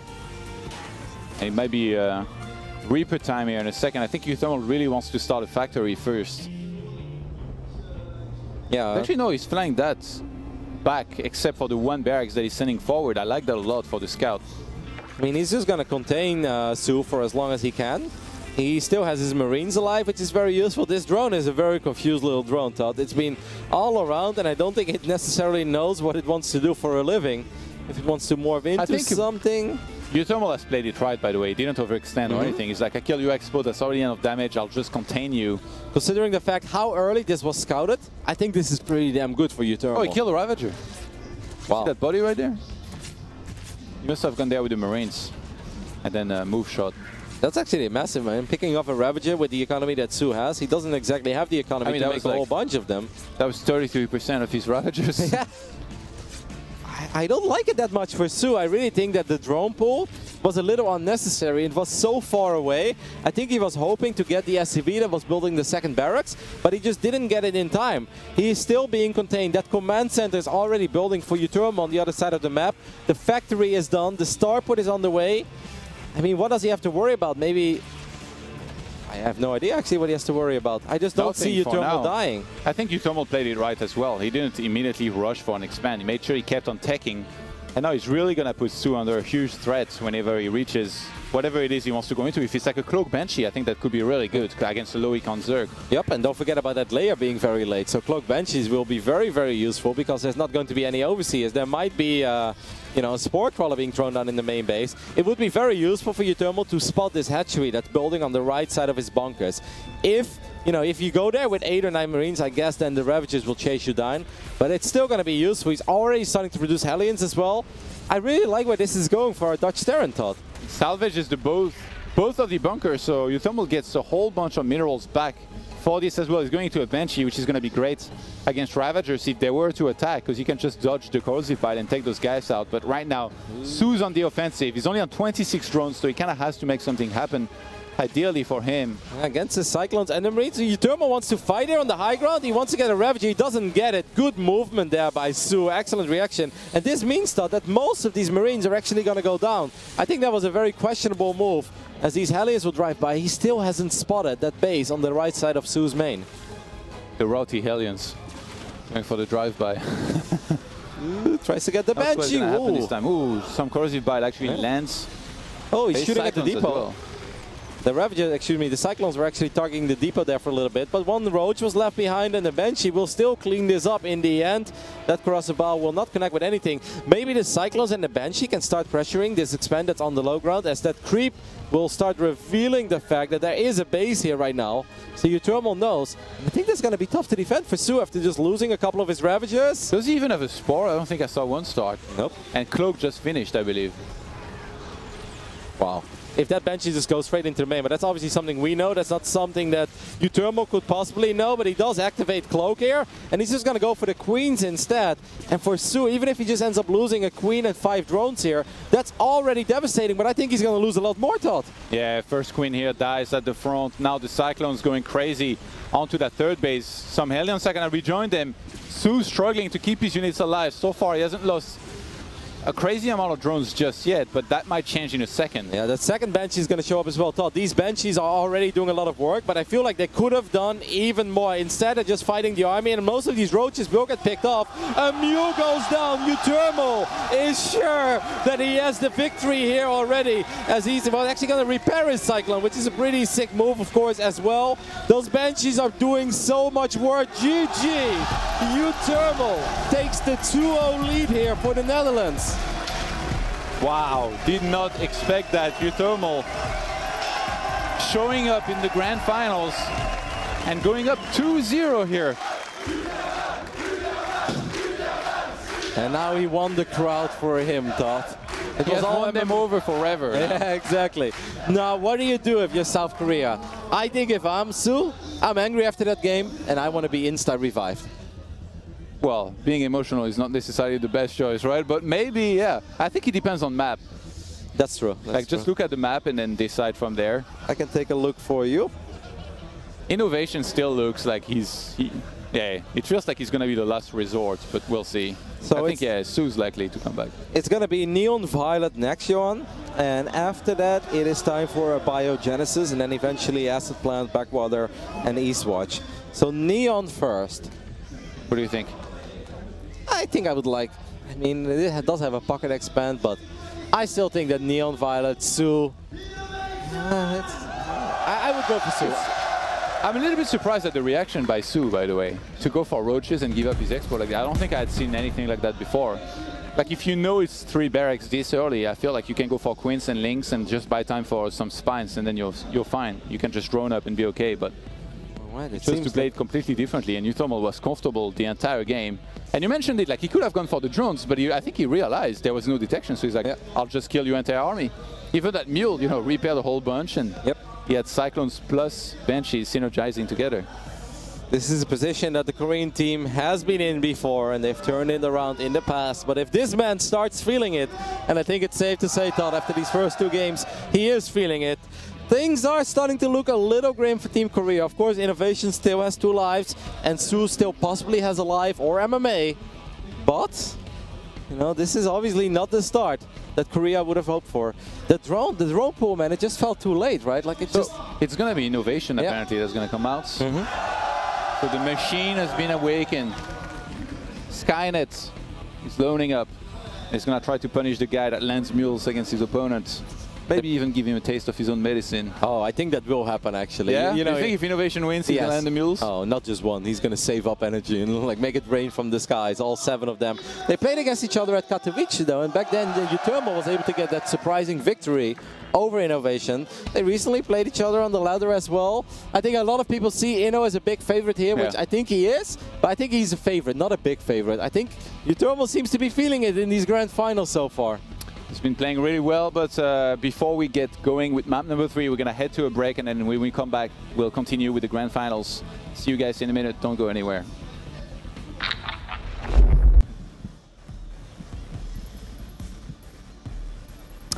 All right, guys, we are back with the StarCraft 2 Nation Wars 5 finals. Here we have it. The machine is here, Kev.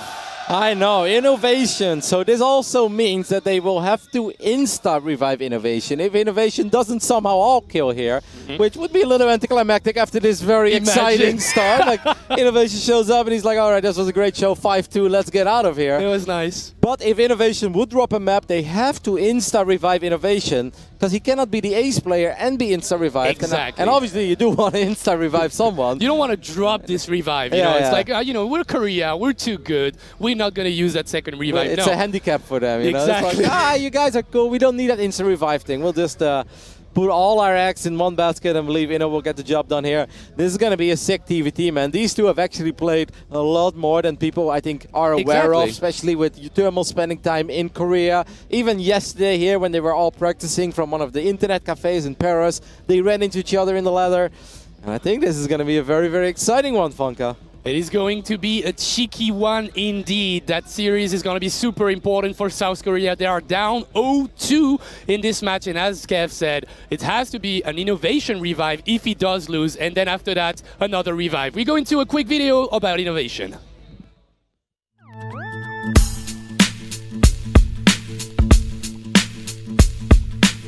프록스, 허윤수, 바이오, 이노베이션, SKT와 멕시코, 스페셜, 화염기갑병, 유럽,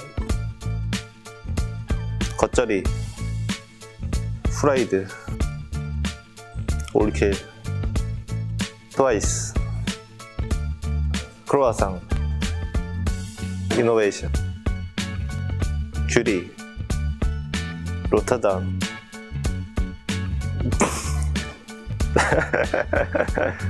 프렌치 키스.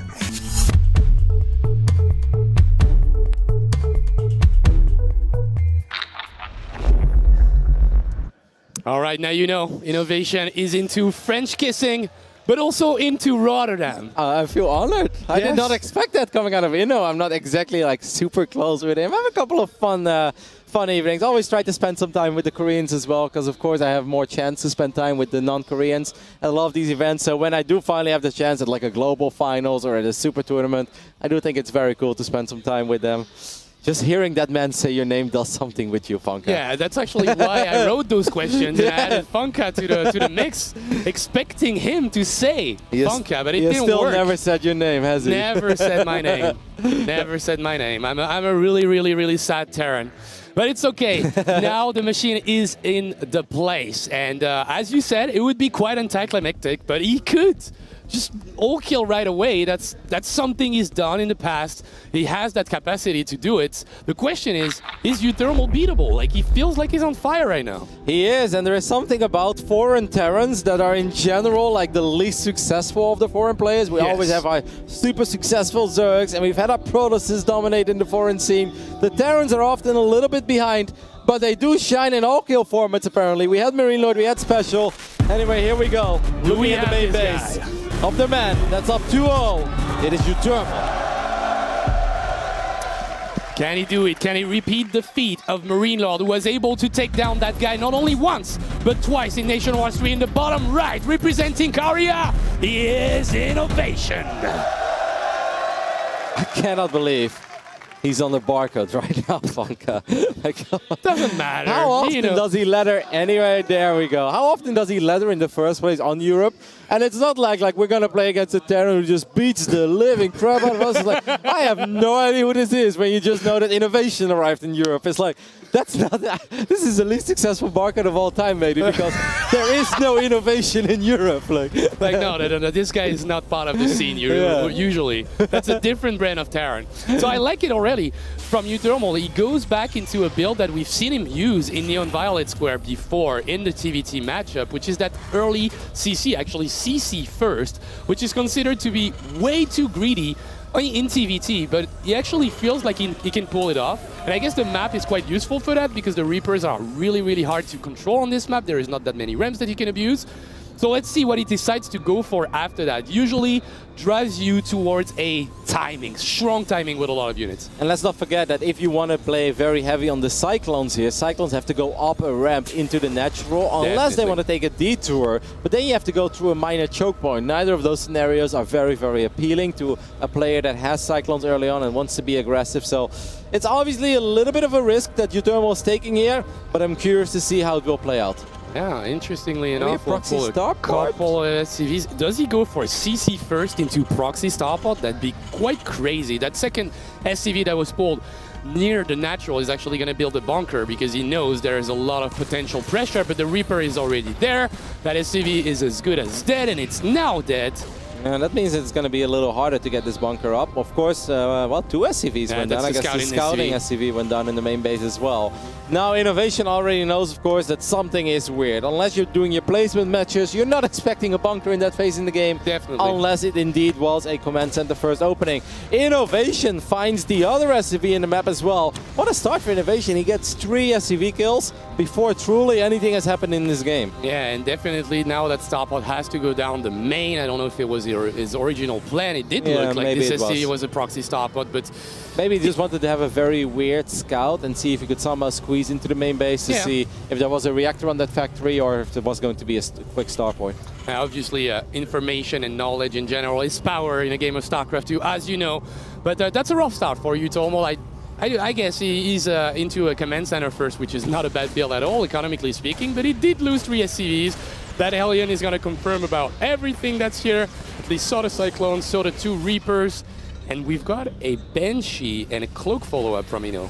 I like that against CC first, and in general means that detection is going to be a little bit later. You're not likely to fly straight into a Raven, and if that somehow would happen, it could never be like Raven and Viking. Yeah. So I think there is a little potential here for Innovation to do quite a bit of damage. He throws down the scan in the main base, and he sees no add-ons on this starport, no add-ons on this factory, and of course, above all, he sees no eBay just yet. Yeah, I think from what he's seen right now, he might expect the Medivac drop with the 2 Cyclones. I mean, he saw 2 Cyclones come out and then another add-on, so it's not going to be, you know, that much of a deep pressure. It's just going to be a drop. It could also have been a Liberator, so let's see what he goes for as the first Banshee from Ino is crossing the map, but the eBay is thrown down. Yep, the eBay is more than halfway done already for Utomo. There could still be a small moment where he doesn't have enough energy, or maybe the turret isn't just up yet, so he can't necessarily see it. He scans in the main base, sees all the units of Innovation. What does Utomo have at home? Does he have really anything to deal with this Banshee? I don't think he does. I'm a little bit worried because he doesn't have a lot of NTR. Exactly, and he just used the scan, which means he doesn't have that much NTR, as you said, because those 2 Cyclones there in a Medivac at the opposite side of the map. So we will throw down the turrets, but the Banshee will show up. I think a couple of SCV should go down here. Let's see the reaction from Utomo. Losing a first SCV, trying to repair the second one. The turret will go up in a few seconds, and that's a almost perfectly defended mineral line, but that's already 4 SCVs and a perfect follow-up scout. Yeah, I love this missile turret here as well to keep the production and keep the add-on safe, especially if 2 Banshees show up. As Utomo, his turret CC is already almost finishing up as well. That tank is going to take a little bit of damage, but it's unlikely to go down. And Innovation is going to be like, damn, you just got it all. He's going to get the imported scout there. Can he deny that CC from finishing up? He could have, but he wasn't move command. Oh, and he's going to lose a Banshee? Oh my god! 1 HP. Oh, Utomo maybe messed up a little bit in the kiting department, but nice reaction from Innovation, saving that Banshee, and that's a scan that will go down the drain for nothing, and still an opportunity for this Banshee to come back and kill some more SCVs. The Banshee Cloak and the Cloak Banshee, transition is still coming in from Utomo. He didn't cancel it after being scouted, which is kind of interesting to me. Maybe it looked so off and weird that Innovation is like, that's a fake, I'm not even believing it. You're probably going for a Raven and then you're going for a Viking. Did he let it finish up, Utomo that is? Because I think he just cancelled it. Did he cancel? Yeah. We'll take a look at the upgrades afterwards. Once again, that's not a really good scan. The Cloak did finish. On the side of Utomo, he's going to have a Banshee already out, but that Banshee from Innovation is just having the time of his life, you know? And getting a depot, getting a couple of Marines. So Utomo's gonna go in with a Cloak Banshee and 2 Cyclones, but Innovation has plenty at home. He's really not taking any damage against this. He's gonna drop it here. The Cyclones were locked, so obviously that means they weren't firing at the Cyclones of Utomo, who is gonna be able to pick up the first Cyclone and gets the second one as well. But I still feel that, you know, this is not the economic damage that you're looking for, though. No, of course, but he did get those 2 Cyclones for not a single unit, which I do like. Cyclones tend to be quite useful in defending drops after that. Like they basically can handle themselves on their own, which is a good thing. And obviously losing those 2 units for free was a little bit painful, but as you said, that follow-up Banshee is not achieving that much in terms of economy dying here. Both players will play Stim and Bio. Obviously, +1 attack just finished on the side of Utomo, and that second Banshee, well, finding a little bit of room to maneuver around. Yep, almost all of the units of Innovation were positioned in the main base, and that means that 6 SCVs will go down just like that. And don't forget that Innovation was already a little bit behind economically because Utomo just rushed into those 3 bases as his Banshee takes a lot of fire from these Marines, but it still lives. Meanwhile, the Cyclones are being annoying. He's going to drop it on top of this tank with the Banshee as well. The Banshee! What a cute play from Utomo, keeping the pressure here. But we'll lose the Banshee and the Medivac in the process. So now, 90, how much is it? 81 supply against the 101 from Innovation, whose macro is pretty pristine right now. He has a lot of upgrades finishing up with double eBay. Stim is going to finish as well.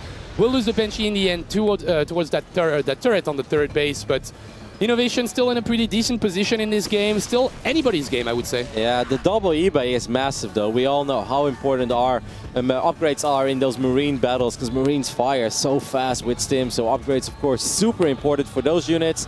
And having that second eBay so much faster, having your armory already finishing up and just firing up 2-2 while your opponent is just working on his +1 armor. I mean, that is a lead that we cannot deny for Innovation, because that is something that he will most likely capitalize on. If I know my Innovation, if he smells an upgrade advantage and he knows it's there will be battles, and those battles will almost always be good for Innovation because of that upgrade advantage. And he showed how good he is with Marines earlier in the tournaments against Mexico in the TVT series that he played against Special. But the 2-2 timing, as you mentioned, is quite massive for Innovation. He didn't miss a beat when it was when he had to throw down those extra upgrades. Those 2-2 upgrades are already a third of the way done. Got a lot of sensor towers, so Utermal should feel safe on 4 bases. But I'm a little bit concerned about the lack of upgrades, as you said, like the second ABA and even the armory. I think he forgot about it. It's a little bit late. I mean, this is obviously where Innovation is supposed to strike. That armory is being thrown down now. Utermal has been expanding faster throughout the game than Innovation. He went up to 2 bases faster, he went up to 3 bases faster, and now his 4th base was also quite a bit quicker. But this also means that the army of Innovation is more powerful. Innovation may have lost a few more SCVs at home, but his army is absolutely nothing to scoff at, especially with that upgrade advantage. Imagine if he takes a fight 2-2 against 1-1. Oh, yeah. You're going to need some magical tank shots if you want to win that, if your name is Utermal. Yeah, and especially when you mention the tanks, there's just not that many of them. And the Raven, of course. I mean, the Raven could be quite useful with the Matrix, you know, for making the tanks the non-factor if he gets those missiles going. Even the scramble missile, the anti-armor missile could be quite useful with 2-2 against 1-1 without upgrade, with a defense upgrade just lowered. It's gonna be tough, man. But he's gonna go for a Doom Drop. Actually, he's just gonna not bother anymore, and Utermal will take the opportunity to pounce on the tanks, but that's not going to save anything in the main. There is no tanks here for Innovation. Yeah, and of course, once again, these Marines of Innovation are about to get very, very powerful. That's a great first engagement as well. He gets the reactor on that start, but immediately there is 1 tank in the mix for Innovation. This is going to be very tough for Utermal to clean up. Maybe if he can somehow get a couple of tank shots, that can help. But these Marines of Inno are fierce. Yeah, they are with the 2-2 upgrades, and they're not done anytime soon on the side of Utermal. Does he have a little bit more? With the tanks shooting, maybe he can stabilize in the main, but it's already so costly for Dutch Terran. And there's so many medivacs here that those Marines are actually going to win the fight. He splits against the tank, gets it in the end, and that's such a worthwhile trade for Ino in the main of Utermal, destroying the production facilities. Yeah, don't forget that Utermal lost a couple of barracks as well, so he's going to have a very tough time. He lost the add-on on his starport. Innovation is going to drop perhaps in the natural as well. He knows there's 1 turret there, but he's going to avoid a tank.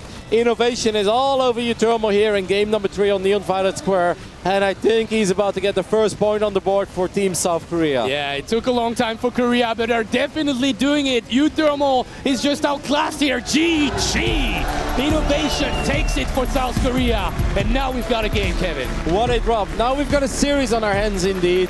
He left the tanks behind. We're all looking at that Raven. We're thinking interference matrix. He could stim forward. He could have done that, but he could have also just avoided his tanks and go for a massive drop in the main base. And the amount of Marines he had, the upgrade advantage there, 2-2 against 1-1, even with a tank in the mix and quicker reinforcements, of course, Utermal still couldn't clean up that drop. Yeah, no, definitely. I think he hit that timing super well, and he realized that that was his timing. So obviously fighting with medivacs, fighting with Marines inside the main is definitely what he wanted to do. And well, it basically won the game right away. And as you mentioned, Utermal was expanding quite aggressively with 4 bases and 72 SCVs, I believe. So it was really important for Innovation to just, you know, cut the power from Utermal in this game. And he did it with ease, with a massive Doom Drop in the main. It's now 2-1. And we're wondering about the next player for the Netherlands. So just once again, they could revive Utermal right away. If they don't, he can only be revived as an ace. And if they don't decide to go for it, obviously Optimus or Hastem should be playing after that. The next map is a Biogenesis, and that spices things up a little bit. I kind of feel that a Biogenesis is maybe a good map for Optimus to try as well. Optimus map. Because you don't really want to send Harston there. It's good to get Biogenesis out of the way. Even though in TVP it's not necessarily a bad Protoss map, as we take a look at some of these highlights and just look at how strong these Marines are. At this point the upgrades were still even, but the units from Utermo weren't there yet. Now this is where the upgrades kick in, and with all those medevacs, even though Utermo had a lot of Marines and he had a tank helping out in this fight as well, they were still no match for the Marines of Innovation. Yeah, there's something with Marines like this when they are in superior numbers and you can actually take the fight, you know, get a... Look at those guys, they all have a personal medevac. Yeah, it's amazing. So good. Marines are like definitely the best units in the game when they are in this kind of situation, when they can go for a hug and kill the units as they pop out of the barracks. Netherlands still has 20 seconds. I do feel Optimus as well. Let's see what they decide to go for. It could also be the insta-revive, but that also means that you don't have Utermo as your ace anymore. And they also know that a potential ace will most likely be Su, because Innovation, if he loses, he's going to have to be insta-revived. And I mean, Harstem's PvZ is phenomenal, but I think Utermo's TvZ on a good map, so I'd go Optimus here. Okay, let's see what they decide. The time is up, and we'll know in a couple of seconds. Everybody's just waiting for the news. Who is it going to be for Netherlands? I really don't know. Come on, you guys. Insta. High fives. Come on, I need to know. We'll know. It looks like... It's hard. They're always hiding it as well. Insta revive from Utermo. It is. Utermo goes back at it.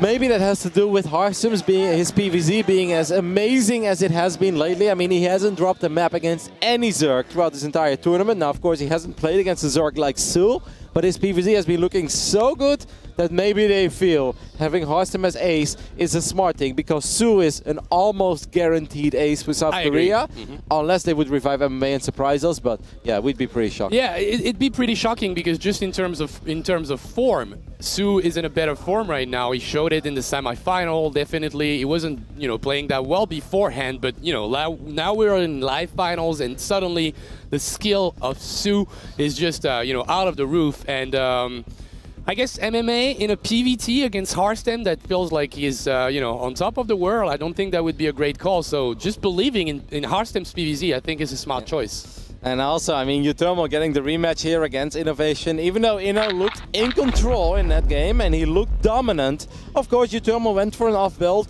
And also, guys, you cannot ignore the fact that Neon Violet Square and the Biogenesis, this is technically a different game. I mean, I see questions about StarCraft 3 and Warcraft 4. This is also a different game, guys. It's just still played in Legacy of the Void, but a TVT on a Biogenesis is nowhere near the same thing as playing on Neon Violet Square. Yeah, it's StarCraft 2 2.8 or something right there, indeed, because Biogenesis is one hell of a map. There's a lot of stuff that can go down here, and obviously a super aggressive one. We'll see if they decide to go for something that's fitting to that particular particularity of the map, which is super small, lots of choke points, quite far away bases. Taking a third is actually quite hard. Depends on when you choose to do it, but I would actually see a planetary fortress on it. If you do manage to get a third base in a TVT series, I think a PF would not be that bad. Also, it does scream mech a little bit because of how small it is. And how easy it is to defend your main base with just a couple turrets. And if you have one sensor tower, that sensor tower covers almost every single angle that your opponent can engage from. So we will see, but I think above all it screams a lot of Cyclones early on, right? Unless you really get a very early bunker and you just hug it. But making that transition out of Cyclones into tanks on this map is really scary, because obviously these guys are really good in splitting up their Cyclones as well. And a single tank is often not enough if you're down 2 or 3 Cyclones.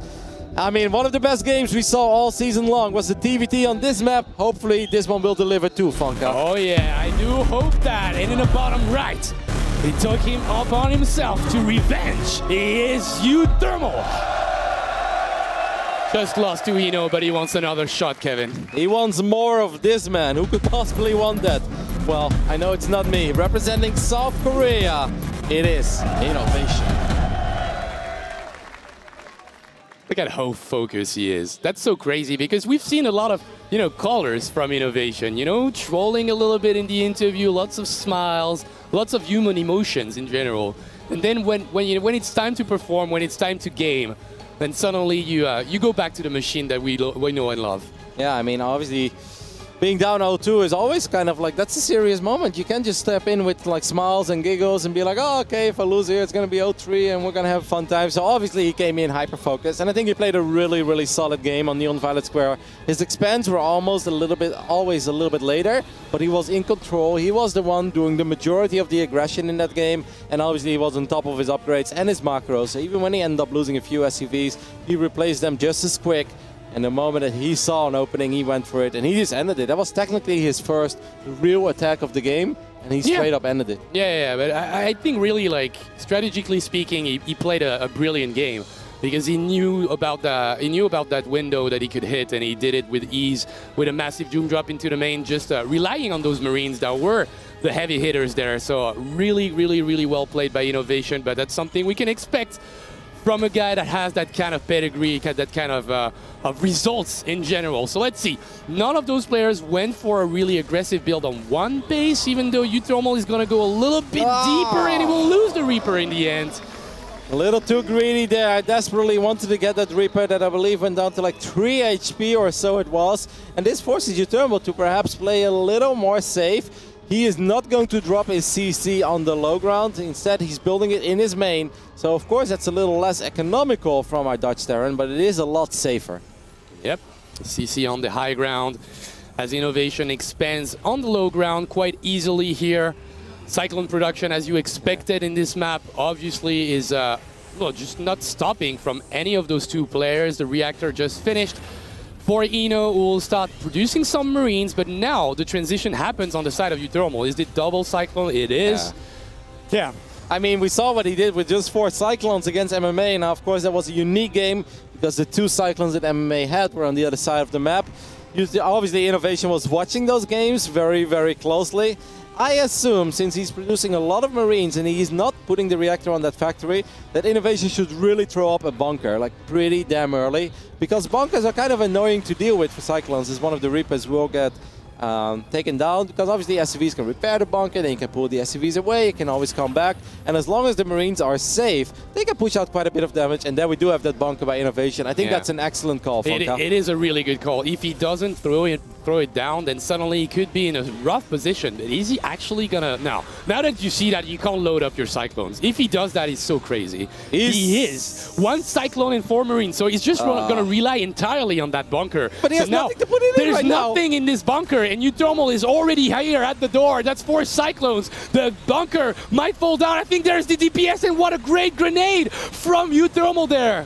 I mean, the Cyclones of Innovation are still alive. One of them took a lot of damage. Those are the 2 Hellions that caused MMA so much pain. These Mules are going to be in trouble. That CC is going to take quite a bit of damage. But let's not ignore the fact that Innovation is also dropping the main base of Uthermal, and he too will deal a lot of damage. Oh, that's going to be tough. He tries to go up the ramp and loses 2 Cyclone in the process. That was massive. And the economy of Uthermal is actually in shambles right now. Even the tech lab that's researching the cloak is actually going to get taken down. And those 4 Marines and 1 Cyclone, that crazy move is actually working. I think that the fact that Uthermal wasted some time shooting at that CC, that costed him in the end. That allowed Innovation to repair his Cyclones, put him in a good position, had the SCVs on top of the ramp as well, and suddenly Innovation is taking control of this game. The Cyclones are coming home for Uthermal, but one of them is so low it will go down. The other one will get saved for now, perhaps by this Banshee, as the lock-on does happen on this medevac, but it will not go down. I think it's safe to say that Innovation got the better hand of that trade. Oh, he did. 11 ECVs just went down. He lost 3 Cyclones as well, Uthermal that is. So not really an opportunity for him to go into a counter-attack. He does have a tech lab on his factory that's finishing up. He also lost the reactor, which is massive. I mean, it takes so much time to build that it's going to be a tough one to hold after that. And look at Innovation. He's like, well, you know, I didn't have a reactor on my factory, but I do have a bunch of Cyclones. There is a single tank, but we know a single tank is often not enough. He's going to have to pull a lot of SCVs. Can he buy some time with this bunker? Okay, the tank hero, he has to do it all by himself. All the Cyclones are in red health. Let's see about the targeting. 1 more Cyclone falls. The SCVs are being pulled out, but I think Uthermal is being broken right there. GG! Innovation ties it up for South Korea. Innovation showed that he learned from the game that MMA played, left enough at home, had a little bit of extra time with that bunker, and had excellent crisis management when he pulled the Cyclones into the main, started repairing them, and of course his drop did a lot of damage in the main base of Uthermal. We're all tired of Funka. It looked grim for South Korea for a bit, and now we're looking at an innovation that looks mighty fine, at least in TVT. Yeah, it's quite crazy. The machine is learning right now. I mean, the first game took a little bit of time, but that second one was just, you know, done in a matter of seconds. He took the right decision, and it made him, well, feel comfortable and win this game in the end. I wonder what would have happened in this game if the moment Utermo was able to take down that bunker, he had those 4 Cyclones there, he just runs, he chases those Cyclones. He wasted some time. I think that was the moment where he has to chase them and make sure they never get repaired, because they actually did get quite a bit of repair off. And when he finally went up, as Optimus is going to be the next player for the Netherlands, when he finally went up the ramp, it's just so hard to gun down a Cyclone that's being repaired by 5 SCVs. Yeah, it's also quite crazy how, like, your Cyclones seem invulnerable if they're, like, full health, and then suddenly you try to run up a ramp and you lost half your HP before and all your units die, and they push so much DPS that even losing one is just starting to, you know, it's falling down. And the original micro from Utermo while he was taking down that bunker was amazing, but now he has to go. Exactly. He has to go. But perhaps he was afraid of going up to that high ground, and maybe the drop is what caused a little bit of panic. He's like, oh my goodness, I'm actually losing a lot. And maybe that's also the moment where he feels like, well, then he can't have that much at home, right? Well, he did have 2 Cyclones completely repaired. And like you say, going up a ramp, you don't have vision, your opponent does. They push out an insane amount of damage in those few milliseconds where you don't have vision up that ramp. And before you know it, you have to turn around, and suddenly Innovation is taking a lead in this game. Yeah. And I love the follow-up as well. Innovation pedal to the metal. He didn't stop, didn't slow down. He went for the counter-attack, and a lot of his Cyclones were super low on HP, but they survived. And, you know, the SCVs were brought out. They didn't repair the bunker in time for Utermo, and obviously no repair on the tank either. Also, 1 Marine in the bunker was a little bit tough for Utermo. I mean, clutch plays from Innovation, and that's why we expected. We said it.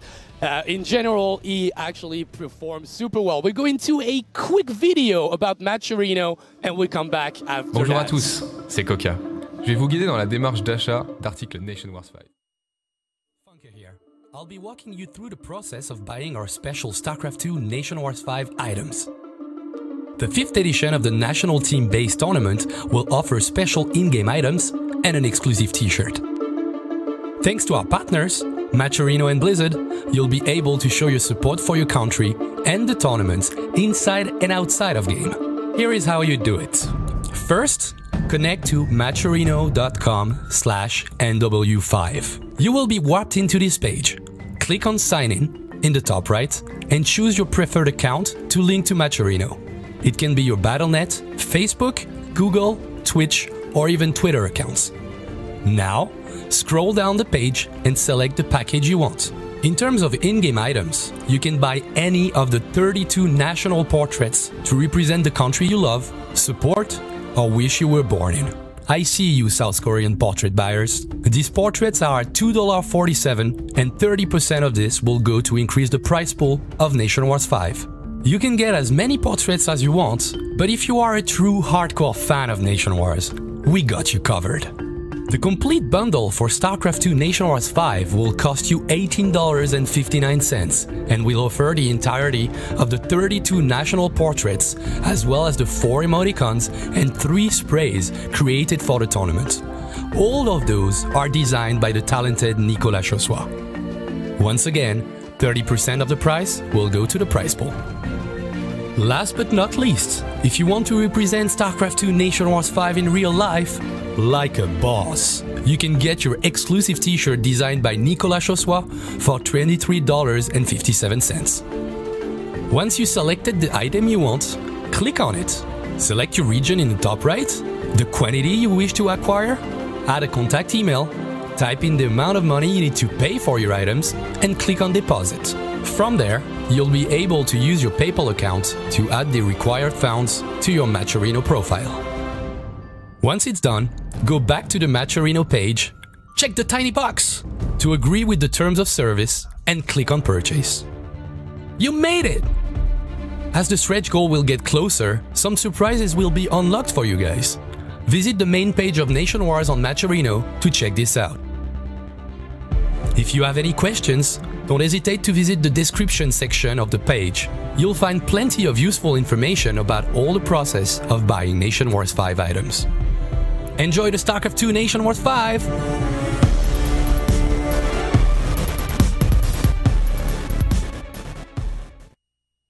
Welcome back, everybody. Very excited to be bringing you the rest of this Nation War. An entire best of 9, and things are already getting heated. I'll tie it up.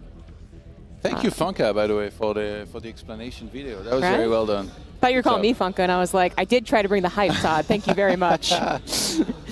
But, like, of course, if you guys haven't gotten your bundles, still have some time to do so. And, you know, a lot of people have been portraying those flags in-game. Got up a few You myself. rocking your American flag on BNet? No, you know, when I put it on, it broke the game, so... Really? That's actually not even a joke. I put it on and I disconnected from the next game I played, but now I just... I actually might have it on still. I don't think I changed it, so... Too much freedom. Exactly. So much freedom, but not enough freedom to come here, unfortunately. We're down to the last two teams, and, you know, only Roddy's Dutch boys got through. So I'm just, you know, switching allegiances to South Korea. That's how it goes. So what do you think of where we're at here in this Clown War, in these grand finals? I'm thinking I'm really jealous I didn't get to cast a couple of those TVTs. They weren't the most explosive or like the most, like, they weren't special versus innovation, right? But they were still pretty cool, and I do enjoy TVT. But luckily I get some more, as we do have Optimus having to come out now for the Netherlands. They're down to just their ace revive, basically. They already used their, what do you want to call it? Instant revive. Instant revive, yeah, there we go. I think that's the one. Yeah, exactly. So... Do you feel like you learn a lot when you watch this guy's TVT, or is it hard while you're casting to take mental notes and stuff? I think I learned it like a ton. Like even like the third game, I believe, was Euthermal going for that CC first, which is just, it's hard to pull off, but you always learn some of these tricks, of course, to the maps, like in Violet Square, not having Reaper hop-up spot. It is kind of viable, but fortunately that build just didn't really work out for him. Yeah. Innovation's still too good. Optimus now gets a chance on the biggest stage to do his nation proud and his teammates against the machine himself, Innovation, who's looked pretty good, you know, like it took some time to come out, but it feels like the boss is here. Yeah, it does. He was a little worried, you know, with how the Neon Violet Square was going. I was like, wait a minute, like, yeah, does Euthermal have the better build here? But Innovation, in typical Innovation fashion, just played an awesome mid-game, kind of later game TVT, and it's going to continue to do so. Like, I guess Optimus, he didn't prove me wrong or anyone wrong, really, with his performance against Need, but I think he really proved himself as someone that can support against a heavy hitter. So I don't want to discount him entirely for this match. In fact, I think he's got a good enough shot that Innovation should be a little worried. We'll see in a moment if Optimus can take the fight to this man on fire here, Innovation. Indeed we will. It's going to be on Acid Plant for game number 5. Still plenty of games to go, guys. And in the bottom right, now coming out for the Netherlands. Usually we have hype music, so I'm a little question marky. And just go full Hajin, just do it yourself. Make the music. We'll do it live. In the bottom right, as the Blue Terran, he is Optimus for the Netherlands. Oh, there we go.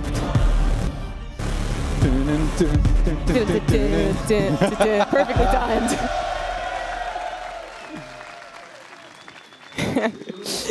And in the top left, there we go, as the Red Terran for South Korea, he is Innovation.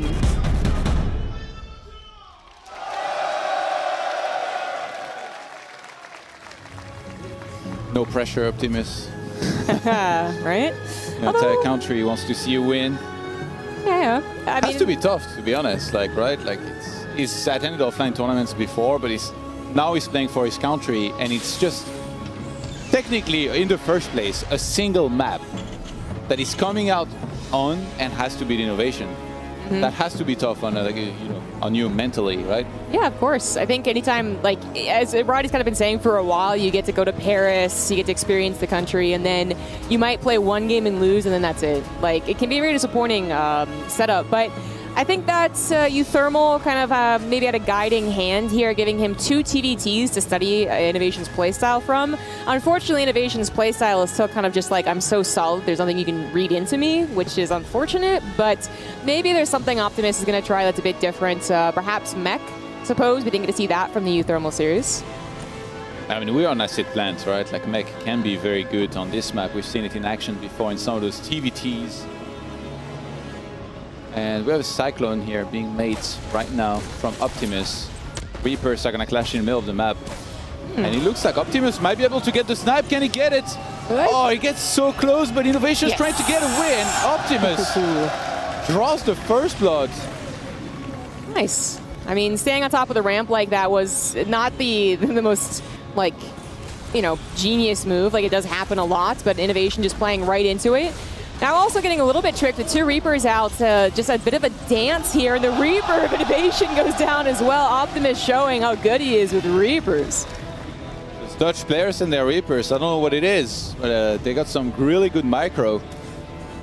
Optimus definitely gaining the early game momentum here. Some good snipes. That could make a later timing with Cyclone. It's actually very strong to have achieved that, right? Like if he moves across the map and he has 2 extra Reapers than his opponent, might be able to break him. I love that he's also trying to lose some HP but deal some damage, pulling back. What I thought was going to be on time. Oh, no. My god. Optimus, did he just overextend?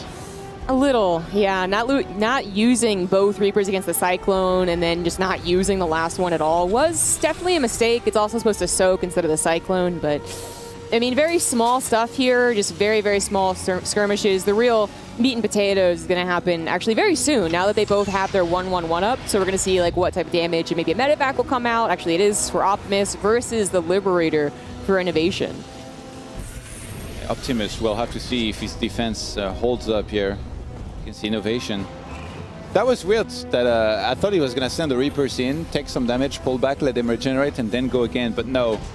They were damaged, and then he fought with the rest of the army. The Reapers weren't shooting anymore, so a little bit of a mistake maybe here by Optimus. Certainly was. I guess he probably saw his Cyclone had been rallied and was like, wait, maybe I still have momentum, but it was a miscall. The medevac versus Liberator dynamic has been, I mean, it obviously comes down to control, and actually if you can catch the Liberator of the Cyclones, that might have been worth, but he's just going to go for the drop, take care of this Marine, then go for the drop, and actually with Optimus going for double Viking right off the bat, this Liberator is not going to do a thing. Yeah, let's see, Cyclones are ready here inside of Innovation's main base. Oh, he's going to chase that away, and he gets the snipe. That's pretty bad. That's pretty bad. I mean, the Liberator's not going to be, well, it should have been able to do very much, but the Vikings only just popped out. Looks like they weren't immediately rallied, perhaps, to that natural base. They weren't rallied to any base except Innovations. He's going for the push, and I was going to mention how, you know, usually we see those Vikings that early, it is a push, but Innovation's doing something very appropriate, which is meeting it head on, not letting it into a good position, and just taking care of it before it really got bad. Innovation just has too much, gets the cleanup across the map. That one Liberator is still being super annoying, and he's prevented so much mining time as well. Optimus not going to tap out just yet, but Innovation with a clear early game lead here, thanks to his decision making and control. Yeah, this is really tough. I mean, it's not like MMA down to like what it was like 14 SCVs, but it's still a very tough spot because you know it's going to be difficult to come back against Innovation, much less like gain an early lead and then keep it. So Optimus, he tried to do something a little bit sneaky. There's a place on Acid Plant that really does work out for that tank push if you're facing someone who isn't really keeping tabs on your army. But the Innovation absolutely was. He had a very good idea of what was happening, and meeting him before he got into that abusive position was pretty key. If he was actually there, he might be doing some damage to the SCV line, for instance, right now, but not the case, and Optimus is going to have to go kind of to plan B to figure out a way to come back, but I'm not sure what plan B is. Plan B, I think he's just hang in there and do what he can. Not much of a choice there. Like, I think Optimus just should try and take a third base and maybe wait for Innovation to make a mistake and they overextend one time. Sometimes that's all you need. And even though it's unlikely, it's not impossible. Like we've seen Innovation in the past, especially in the Nation Wars, show some vulnerability. I remember this one game actually, maybe it was against Cell or something. And like one link got into his natural middle line and killed a whole bunch of SCVs before Innovation finally reacted. But obviously there was the games that he lost against Marine Lords. This season he lost against Special. So obviously he's very good, but he's far from invincible. However, in the finals, if Korea makes it to the grand finals, it's usually where he's the most solid. There was only the one time against France where he had a harder time, but I mean that was online. Yeah. There are many. That was a late hour in South Korea. Now we're offline, and last year, Innovation, I thought impressed a lot at the offline. He was the most solid guy. Like, I feel like he carried Korea decently well. As he said in his interviews, you know, it's kind of like Su's second place curse versus his performance in the finals. So we'll see if he can really live up to that. That he always, when he gets to the finals, he usually, if not always, wins them. So we'll see what happens here with the rest of the series. Of course, in this game, I do not foresee him losing. He doesn't play a particularly over-aggressive style. There are some Terrans that I think just get too aggressive, but now he plays a very safe style. He recognizes the lead that he has. Even spotting these two medevacs immediately, not quite going to be able to kill one, but I mean, now he knows the intention of Optimus, and the setup is actually already done. He doesn't have to worry about it. Innovation with the double sensor tower. No nonsense here. Innovation just wants to make sure he doesn't get surprised by any drops and caught off guard. Just going to be setting up well on multiple bases. And for Optimus to do something like a tank push into a sensor tower is going to be very hard, because Optimus is going to be spotted like the whole time. That is sick, actually, fishing for that down there. Like the one kind of like weak spot for medivacs. Luckily for Optimus, he reacted on time not to lose those two medivacs. No, Optimus does have a supply lead, but it is temporary. It's basically now. If he could use that to some type of really clever push, maybe caught Innovation a little bit by surprise and had this lead, I give him a bit of credit, but of course, with the armor supply lead, he's kind of lost out on the upgrade lead, and he's not hitting the timing as perfectly as can be. And it's not even his entire army either. There are the two medevac drops going into the main base, which Innovation had tabs on, but used the Cyclones instead to kind of counter here. Getting 4 SCVs is not bad, as long as he had something in the main to deal with this, and there's actually nothing here. Zag Defense wasn't quite ready to go, so 7 SCVs might have gone down for Optimus, but can he get any revenge? Yeah, Optimus just going to sack the tank here and try and deal as much damage as he can with the rest of the units before those are going to get cleaned up. Doesn't get too much. Oh, he's going to go for it. Optimus chooses to go for the full-on assault here on to that third base of Innovation. We just had a ton of tanks. Innovation with the easy holds on both fronts, in the main base and on the third. Now with a great supply lead. Look at it, oh gosh, that's pretty bad looking. Just a minute ago, it wasn't nearly this bad. An Innovation with expert tactics there knew exactly what the plan was. Attack one place, then attack somewhere else. And with 2 sensor towers, it was unlikely he was going to truly be caught out of position. And Optimus maybe a little overeager again because he saw an opportunity. It really wasn't that open of one. So Innovation continuing his leads, now halfway about to 2-2. Optimus only just finished his armor. Yeah, I mean, Innovation is got everything ahead. He's mining more gas. He's got way more army. Now going to engage in the middle of the map. Only tanks are left over for Optimus. There's too much, and Innovation brings the score to 3-2 in South Korea's favor up against the Netherlands. It's not too much of a surprise. Innovation will likely continue this momentum. It's going to require a real hard punch to the jaw to stop this guy. But luckily for the Netherlands, they have that deep roster. They don't have to depend on 1, even 2 people. They can depend on all 3. And up next is going to be Arstam. It's going to be up for him to stop this madness. He tried to pretend he wasn't going to come out earlier. He kept pointing at himself, but it wasn't the case. Now there is no choice left. And I'm pretty sure that if Arstam loses the next map, we'd see him come out one more time as well. What a task he has ahead of himself. Still all smiles. You would expect no less. He's having fun here in Paris, and the audience loves him for it. Yes, they do. It's hard not to like Arstam. So he has to beat Innovation, then maybe Innovation one more time. I guess the instant revive would be used on Innovation, most likely. And it has to be. And then Sue. Right. Most likely. Yeah, I don't think MMA is going to get revived. That's easy. It's easy? Twice than Sue. You should sub in. You could do it, man. Hold my beer. Yeah. I think we're going to take a look at the replay, but I feel like the game really was decided within the first 6 minutes, was it? It's basically when that's when the push was denied, it was very difficult for Optimus to come back. There is those cool micro moments, but I guess we skip far ahead here to the double drop, which really was not the tail of this game rather, as this was already desperation, and it just absolutely did not work out. If Optimus had that second or third tank here with this, it would have been so much stronger already, but when you drop this much and he gets cleaned up, and now the choice to commit, that's weird because he scans. Maybe he was thinking of, I don't know, maybe he thought he could peek up in the last second and then drop on top of the tanks, then saw the Vikings, and he was like, oh my god, I'm already going there. Yeah. I guess I'll just watch them die. I think that was the case, yeah. Innovation with a clear counter attack to close things out in game number 1. Mm-hmm. Or in one game here that he played against Optimus. Yeah. There's unfortunately not much to glean from that for Arstam, who's kind of the lone he is literally the lone Protoss of this entire series. But he has had some fantastic Protoss versus Terran, really great Protoss versus Zerg, so I do not think that having to face Su a second time is necessarily scarier. It might even be a lot less scary than facing Innovation for a second time. Harstem's also been doing those disruptors, which, you know, he says that he says that they are more cost efficient, I believe were his words, and they are certainly difficult to play against. They're just a completely different style than really what Terrans have been getting used to, and they're already frustrated enough with the matchup, and then we all know Innovation can be frustrated with this matchup too. Well, sometimes, yeah, the script starts for the machine where it's not too happy with something and he tries to mimic emotions.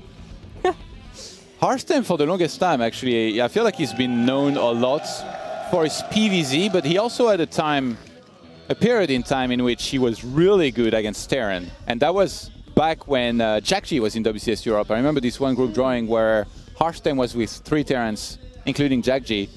And he was just like, I'm going to play 24/7 against Terran and become like really good in the matchup. And he did, and he beat Jack-G. And so I like that. And he advanced. And that was at a time where High Templars, they were a very important unit in the matchup. You would spread them out on the map and just control them super well, just kind of storm your way back with your army of Colossus and Blinkstalkers. Ever since, I feel like he had fell off a little bit, but as of late, I mean, he's just coming back so strong in this tournament. He's the best performing player, I believe, currently in statistics-wise in the tournament. So maybe he can work some magic again. You mentioned the Disruptors, and it might be something that Innovation is not used of dealing with. I think that's absolutely going to be the case. Innovation does not have to often deal with disruptor players. I'm trying to think of a Korean player that uses disruptors. Not just often, but I'm actually trying to think of like the last time I saw it in a Korean matchup. I'm sure there's some out there, but it's not really rampant. And any time a Terran player does have to go up against that, because I'm pretty sure Special's played against disruptor styles before, but it's always something a little bit different. And then you combine it with Harstem's he seems to be just on fire. This seems to be his tournament. He does everything correctly. Maybe loses one Oracle who doesn't, but then everything else just goes super smoothly. And then add on the disruptors. It should be really tough for Innovation to continue his streak here. The thing about Innovation, though, is that I don't really consider him a counter player to anybody. Whereas, like, if you play somebody like Harstem that's known to, you know, really like his Stargate, his quick third base, it's almost better to be. So obviously, Innovation, like, he's the guy that, you know, loves to let the mechanics speak, you know, take his own third base, kick into high gear with the macro and all that. At the same time, I'm not sure that's the best style to take on Harstem, but he's just so good at it that it makes sense for him to just kind of play like this anyway. I definitely see what you're saying, and I guess I do agree. It's sometimes really, we do see Innovation almost force that style sometimes. Like, I do think of his Terran versus Protoss a lot as the forcing a tank push or forcing this 2-base all-in, because that was pretty rampant amongst the Terrans just a couple weeks ago even, like for a little while. But Innovation, I feel like when he does go back to his usual standard macro, it might not be that, you know, beautiful, just easy-peasy counter to a player, Protoss or, you know, whatever, but it tends to work out. Like, he does just let his mechanics speak for themselves. He finds a way, that's what he does. Yeah. It's very hard to go up against somebody like Innovation and have a concise game plan that's going to have a high success rate, I find.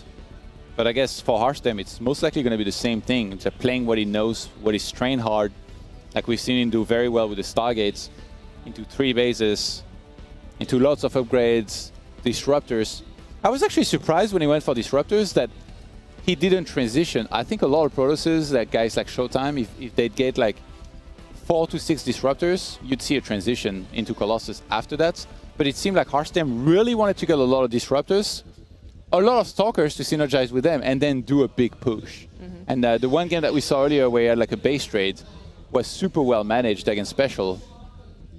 So we'll see. If he gets in this position again here this time around against Innovation, that'd be definitely interesting to compare that. That would be a very interesting comparison, because that game was, I think Special was doing almost everything right, the Neon Violet game. Not the, I believe it was Catalyst was the game that they played, because he did get to that like really scary number of Liberators. I think he was even up to like 13 by the end of that game. And that's when Disruptor Blinkstalker even has a problem. But Harstem, you know...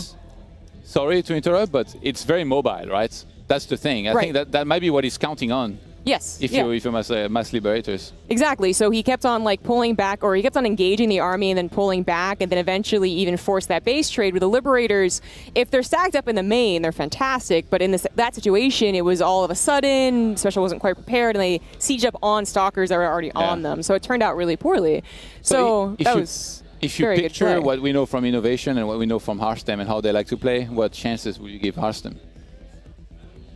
You know, actually, after watching, some pretty good Terran fall to Disruptor styles, I'm going to give Hearthstone like a winning advantage, maybe even like 60%. Really? Yeah. Yeah, assuming but that's the Wanny Terran inside speaking right now. Oh, of course. I was like, that's not genuine at all. I was going to say in before, 20 probes died, oh, what am I drop or something, he doesn't see it, but no, he's been playing so, just smart, not very not overly aggressive. He just kind of takes control of the map and then predicts what the Terran's going to do, and there's a lot of prediction to be made when you're up against a macro Terran like Innovation. I don't think Innovation's game plan is going to be that different than Special's, but we shouldn't forget that Special tried to mix in a Banshee, which failed horribly, so wasn't a great start for him, and that Innovation probably won't do. Is it even possible to pick out a weakness for Innovation? Because I don't think his predictability, which is not even that high, could be categorized as a weakness. He's just so solid. Not when you're so solid like he is. No, I don't think you ever pinpoint well, if I just attack him at 5 places, he'll lose against 1. It's more likely you'll lose all 5 places. So, but I think that he definitely can be predictable. So maybe Arson can get something there. Backwater. Ooh. Maybe not so bad for Hearthstone to come out on. It's a perfectly even win record in this matchup. I really want to know the sample. What is it? Is it just 2 games? Yeah, I was questioning if it's all of Nation Wars or they took it off of Liquipedia maybe for all of the professional games that it catalogs. I know we had these stats from the very get-go, so I want to say it was not from Nation Wars specifically, but don't quote me on that. Backwater can play interestingly because of that 3rd base, the pocket one, that's more droppable. And that goes both ways, by the way. And Protosses, they're very good with their prisms. We've seen Hearthstone actually mostly focusing on reinforcing with his army. So again, if he was to play that style of Disruptor Blink Stalkers, it'd be hard for him to push around natural because that's the only place that Innovation would have to reinforce. So do we maybe then see something different where he harasses with the prism? I guess let's find out. Exactly. We're on to Backwater for this game. In the bottom right, as the Blue Protoss for the Netherlands, he is Hearthstone.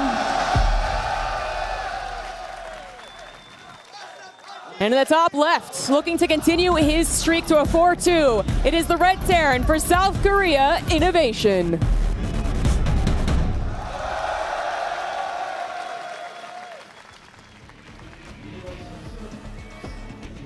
You brought up the it's going to be difficult perhaps to play a similar style on Backwater as he did on Neon Violet Square, but my only contention with that was that Neon Violet Square is usually not a very easy map for that either. You have those 3 bases that are still, even if you don't take the very back one, is still pretty safe and pretty easy to maneuver around, yet Hearthstone not just realizing the army positioning with his Oracle usage, but also just predicting any type of drop or attempt at harassment from Special was able to, I feel, really get into that frustrated Terran, that where they kind of just start to do things and hope that it works because they're so frustrated at how contained they are. And that could happen on Backwater for sure. It's an easier map to take a 3rd base on than most though. So do you have to go for the Stargate then? That's going to be a very important question for Hearthstone. Maybe he can just kind of play to his image, skip that, go into something else. Obviously, Stargate is almost always very, very strong, provided you don't just fly into a Widowmine, which the last time it happened still turned out okay for him. It did. It was really fine. And he even added on more Oracles than you would usually see. But that is a good point. I think he opened up with Twilight Council in another game, and obviously he can play both styles. Either way, I do predict a faster 3rd base. I don't know if really going for a 2-base all-in is... is it going to work against Nation? Maybe, sure. He is frustrating against Protoss often, but Hearthstone's on this roll. Hearthstone seems to be really feeling good about this series, and I don't think he would, quote-unquote, waste a game on an all-in. Let's see that Reaper here, finding some damage. Another probe has died now. No surround with the probes, come on. Yeah, I thought he would. Let's get back to Bronze League heroes right there. Just pull everything. To prove a point. I don't care how much minerals and gas you lose. He gets some revenge, though. I mean, I still think dealing with the probe or the Reaper might have been worth it because he's going to lose a 4th probe here. Oh, he tries to surround that time, but gets the 4th probe anyways. Won't be able to escape. The Stalker will be able to take that out. It's a little questionable with regen kicking in, but the SCV dying, the command center being delayed this long, because he's going to get the SCV too? Well, he's going to deny it anyways. So this is not bad Can he get revenge. it before it finishes the command center? That'd be sick. He's just going to get out. Yeah, safe. Safe. Oh. And the Dark Shrine now starts here for Hearthstone. Yeah, you know, that's not really the all-in I was thinking of if he was going to go for something super aggressive, but it is in a similar vein. Like, if it is scouted, it is often a very poor-looking game for the Protoss, but is it going to be scouted? Innovation is not going for... Oh, okay. No, he's not going for a Medevac. I was right the first time. Thought about it, then went for a Liberator, and either way, Medevac or Liberator, they might be able to get there, but just as the Dark Shrine finishes and the Dark Templars are being warped in, so it still is a very frustrating this is such build. a bold play by Hearthstone with everything on the line here. Wow. Pylon's gonna go down across the map. Remember, he skipped entirely on that Robo here, which you can get away with now that Widowmines are actually revealed once they shot. Going to Blink as well. I think if he does, say, 10 to 15 SCV kills with Dark Templars, then just go Blink Stalker all in behind this and close it up. And I think that might be the plan here. We'll see how many more gates he adds. eBay is now on the way for Innovation, but it's so late. The first 2 Dark Templars are being warped in across the map. And Innovation just shouldn't be ready for this. We'll see if he has some scans saved up in a moment.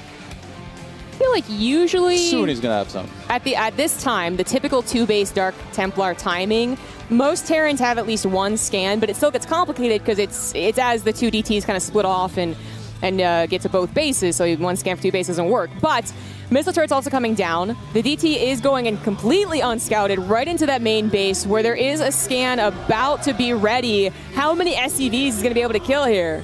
Oh, and the turret's almost ready on the natural.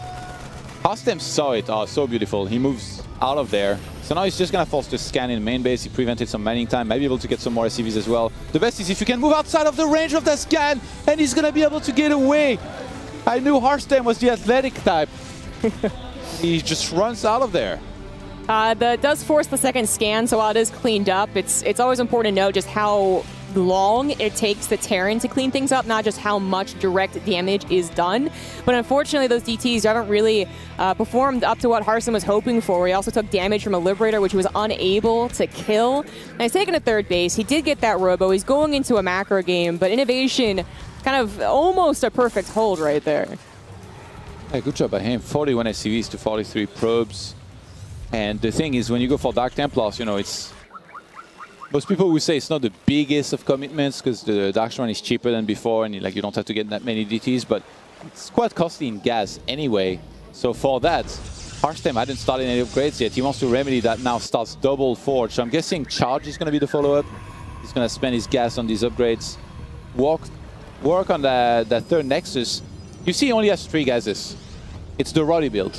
You just flood Zealots and Blink Stalkers, and then you win.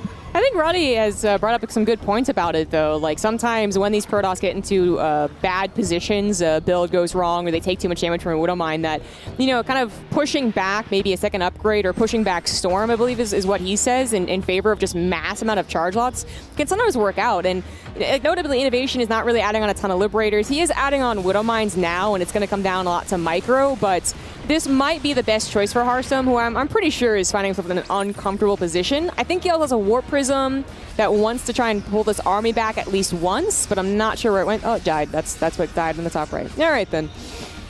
That timing attack is going to be ridiculous, by the way, because Innovation, he didn't rush a 3rd base. He just smashed on 2 bases in the first place, and I think that's because he knows that the DTs were like a decently big investment, after which Hearthstone is likely to try and start something like some upgrades. So he's going to have less units than most Protosses would here.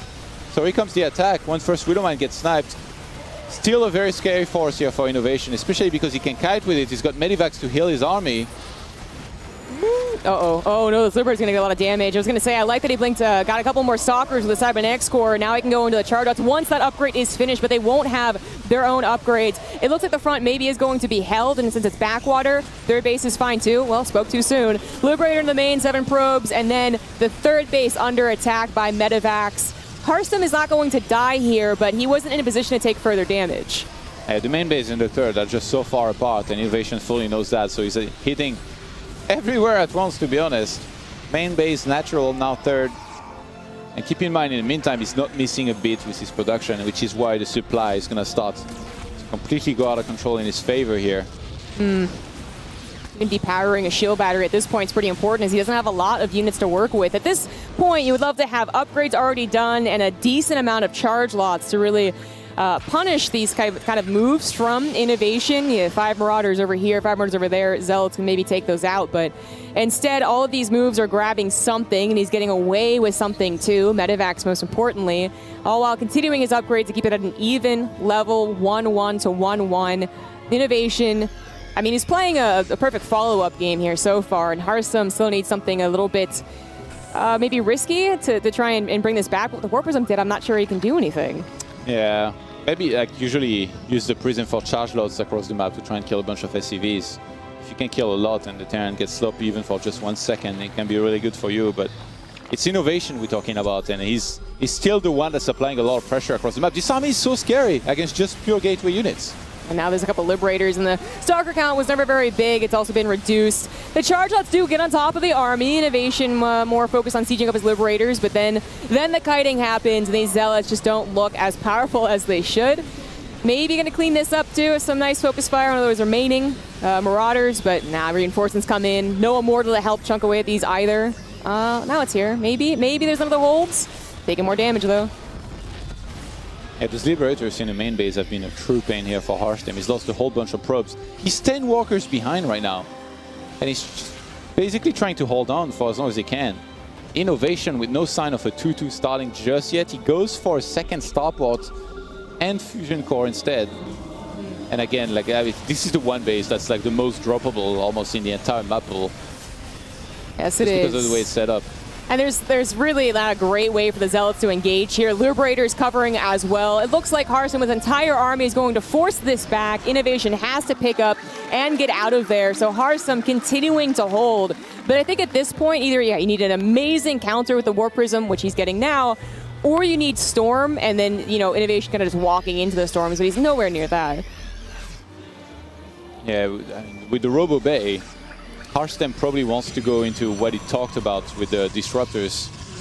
But we are in such a position right now where Innovation just has so much more army and everything that if he just attacks with, let's say, like 6 Liberators, not even just that many, and Advanced Ballistics, the siege that he's going to set up with is just going to be so incredibly strong that Hearthstone, I don't feel like he's going to have enough to deal with this. Obviously, the upgrades are nice, right? He's going to have 2-2 by the time this happens, but upgrades are not everything, right? He has 56 army supply to 94, and the suit never lies. You need a bit more. Yeah, sometimes, but I think you need a bit more on Hearthstone's side to really make those upgrades look, sometimes they do. 4th base is on the way. He's got to continue with kind of a normal pace here to even keep up with Innovation, but it's going to be difficult to cover all of his bases, knowing that still Innovation is prepared to drop, and all the time that he's dropping or just even threatening a drop, he's building that Liberator count, which Hearthstone's going to have a heck of a time dealing with. Wow, that bunker! What is this? TVZ circa to 2015. Innovation covering all his bases. I talked about the droppable base, and I said it goes both ways, but apparently no. Innovation fully ready for it. On the other side of the map though, gets caught a little bit off guard, loses 2 Medivacs with some units inside of them. Good cleanup here by Hearthstone. And I think he just scanned that base, so there must have been a DT also slicing some SCVs. I guess so. Innovation definitely mismicroed for a second there. Not that he was going to get out with all of his Medivacs anyways, but ensuring some of those really nasty kills for him, but very needed kills for Hearthstone is still bringing it back. He doesn't have a lot of splash yet, but he's working on the Disruptors. Unfortunately, couldn't really afford, I believe, the double Robo. It's just one at a time, and because he's also still affording all these upgrades, really hoping that the quality of his army is good enough, but the Disruptors aren't paying attention. Innovation is, however, grabs 1, and that could have been so much worse for Innovation. Yeah, these few Marauders and that one Marine poking the bear here. Just before getting mauled completely. Innovation going for the full-on engagement. He thinks that Hearthstone doesn't have enough, and he might not, but huge Disruptor shot landing on the middle of the army. This is the first time these two Terrans on screen are going to enjoy that. They're pretty happy about that. Zealots and DT is also just running amok here. Part of the reason Innovation wasn't looking at the Disruptors, and if Harsum had 4 or 5, I truly believe in the comeback, but only 2, actually down to 0. GG. Innovation dealing with the Dark Templar and then dealing with the follow-up, making it look easy, making it look like he's going to take South Korea to the final victory. Innovation is ready to Havo Gaming write that check in his name at this point. If I was him, I'd make a clause that wouldn't make it so that the amount of maps you win is proportional to your prize pool, because he's doing the heavy lifting for sure in so many of these matches. That was so impressive by him as well. Like, the attacks, I think, is what impresses me the most, because you see a lot of Terrans do some right things here and there and get in a position where it looks like it's okay for them, but then all of a sudden they fall apart as soon as we enter the mid to late game. But not Innovation, no. Like, he just stays calm, patient, and all of his attacks, they make so much sense. And every time he had so much, got the great engagements. There was a few big disruptor shots, but I mean, at what cost? Then they weren't there anymore, and then he could clean up easily. Right. Maybe the first one when his big army was pushing into those 2, if those had also hit, then it's a game that's still going on, but it was always going to be about those really, really, really good trades. Unfortunately, Harsum went for something a little bit sneaky, and unfortunately for him, Innovation was totally on guard. It really seemed like Innovation was playing a game where he thought he was the superior player, and all he had to do was not take early game damage. So the well-timed missile turret plus saving a scan or 2, then you had the bunker at the 3rd base. Like, I really wish that Harsum had just gone for his macro, and now after taking 1 defeat, is he going to be able to get that momentum back for the final game here? It's going to be tough. Assuming he's the one that comes back, we're going to be finding out in about a minute who's the last player. I can't. Potentially. I really can't see them reviving Optimus, though. I mean, no discredit to him, but TVT, Innovation, looked very, very confident. Uthermal did well. Earlier, he won 2 games. I mean, he did lose to Innovation, but I feel like it's between Harstem and New Thermal, clearly. But I thought you couldn't revive the revive player. Oh, yeah, no, that's true. Yeah. So it's only Harstem. Yep. Now, Thermal, if he had another shot, I really think that he does take on Innovation. He did in the past, after all. But now it's between Optimus and Harstem. And in retrospect, do you think it was better to use the instant revive on New Thermal? It's really, I mean, that's a really like domino effect, isn't it? Yeah. I guess if he really felt it, and obviously he did, you know, he was probably the one that said, like, revive me. After the results, I guess. Yeah, and be, exactly. Like, skeptical.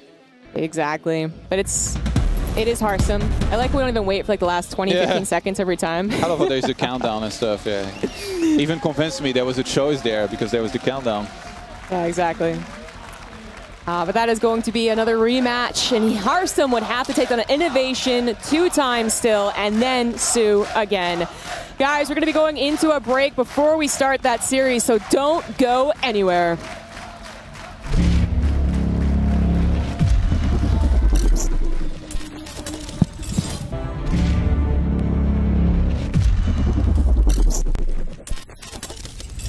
Welcome back, everyone. We are at perhaps our last game of the day, but I'm certain that this guy here doesn't want that to be the case. I think a lot of people don't want it to be the case. Even if you're cheering for South Korea, isn't a 5-4 victory way more epic than a 5-2? Innovation kind of ruining our party. It started off so promising for the Netherlands. Obviously, Uthermal taking the 2-0 lead, but it's all been Innovation ever since, and it really feels that in every single game, the moment he got the slightest lead, you just look at the game, you're like, he's not giving this away anymore, doesn't he? Like, he is so good at capitalizing any advantage he gets for himself, and then he's just all over his opponent. He's playing fantastic. He is. I would say that, Uthermal got the two games, even in that game versus Innovation, the very first one, he even got like a pretty good build order. So like he really had like all this momentum, and unfortunately wasn't able to follow through even with the revive, which is now, of course, why we have now Harstem as the second revive. Which Optimus was overlooked, but I do agree with that decision. While Harstem played a bit of a cheesy game last time, we're now on Eastwatch, and I feel like if he does play that strong macro game he showed only earlier today, then he could take a map off Innovation. He absolutely could, and Eastwatch is not a terrible map for Protoss by any means, but I think one thing he's worried about, if you open up with that Stargate, those mines in high-pressure games, it seems like the mines are always where your Oracles doesn't want them to be. And if you open up with a Stargate and you fly your first first Oracle into a mine against Innovation. I understand that that is a very, very scary prospect. And that's why I didn't hate the curveball that he threw with the Dark Shrine. I thought it was an okay plan. We haven't seen it that much. And I actually think it was already doing the right amount of damage. Obviously nothing crazy, but it was doing enough if it wasn't for that Liberator. That one Liberator that haunted him for the entirety of the game. But with that one Liberator, Innovation did just as much as the Dark Templars, and that's never where you want to be as a Protoss player. Yeah, yeah. I don't hate the idea of doing something a little bit different, but I was really hoping, especially on a map where, maybe he could predict where the drop's going to come in, that he does play that style that he did against Special, where he seemed to just always predict exactly where Special was going to try and drop him, and then controlled the map, went into those Blinkstalker Disruptors that I was talking about, that I was so hopeful for, and I just want to see that happen on Eastwatch. But what a wildly different map to be going in on.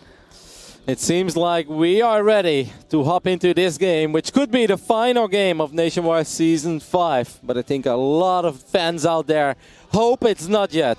Like I said, even if you're cheering for Team South Korea, you hope that this man will at least make it a closer match than it's looking at this point. He's been the MVP of this team in Nation Wars Season 5. It's Harstem.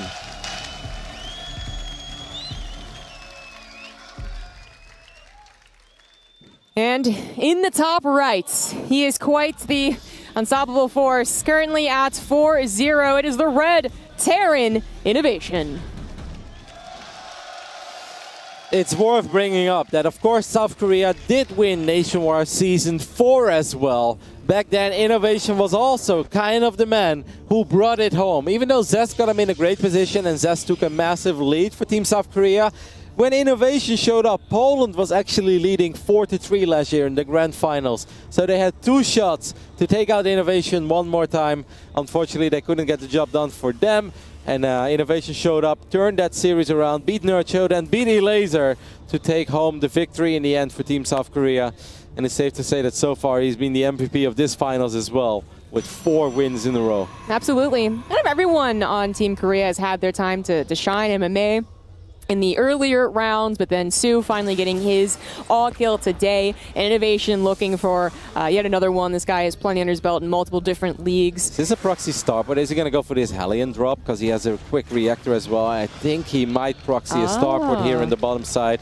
Then I'm kind of expecting him, well, it's a Cyclone first. So maybe then it's just Cyclones and Liberators. I kind of thought that he was going to go maybe for some Hellions and drive them towards that proxy starport if he is actually going for that. I guess he still technically could, but obviously having to swap off, and then it does delay starport a little bit when you go for a Cyclone. But we'll keep an eye on that. It might just be an attempt to go like 2 Cyclones in the front, some Marines in the back, or kind of vice versa. Any variety of options to get a drop a little bit faster, but by proxying the starport, I expect units to already be over there. Yeah, so. Marines are obviously not going to make it, I think, to that starport. So it must be a Liberator, or he goes very crazy, and he opens up with a Banshee here. A Cloak Banshee that would show up a lot faster. But it's just unlikely. Cloak Banshees are very risky. We saw it earlier today if they don't get the damage done. Meanwhile, that Shade was in the other direction. That means that this Cyclone is kind of chasing it down. But Innovation doesn't want to take any risk. So it is going to be a very fast proxy Liberator. And since there are Oracles on the side of Harstem, Oracles and Adepts are not very good in dealing with Liberators. Yeah, something wrong with both of those units. I think they can't shoot up, so... it's going to be frustrating after warping like 1 Stalker, and then that's not enough to really take it down fast enough. Obviously, Harstem would love to get some SCVs, but he's so worried about a Widow Mine, which wasn't made. Cyclone's revealed, Revelation is cast, but not much to do with that Oracle. What he did see is that there is no starport in the main. It seems like he's almost looking for it, and he is indeed looking for it. And that's going to give him just those few extra seconds to prepare against this Liberator that is about to pop out. And that's obviously going to make his life. He queues up a Phoenix immediately. He can maybe start warping in that Stalker. He's still probably going to end up losing a little bit of mining time, but he shouldn't lose the same amount of probes that he would have normally lost. I like that he also sees what looks to be that Stalker was warped in kind of a precarious position, and the Adepts too. Oh, he's going to lose an Adept, where maybe he didn't have to lose much at all, but the push at the front was also seen, I believe, by the Adept as it was running away, so it's a typical maneuver, but to confirm, always nice. He's going to go for the 3rd, actually. Yeah, this would have been devastating for Harstem to deal with if he didn't spot that proxy starport. Now he can obviously bring his units in the right place. The Cyclones and Marines will show up, but these Protoss units should be enough to deal with, as there is a Phoenix, obviously, that could still live. And 2 Oracles are going to show up as well.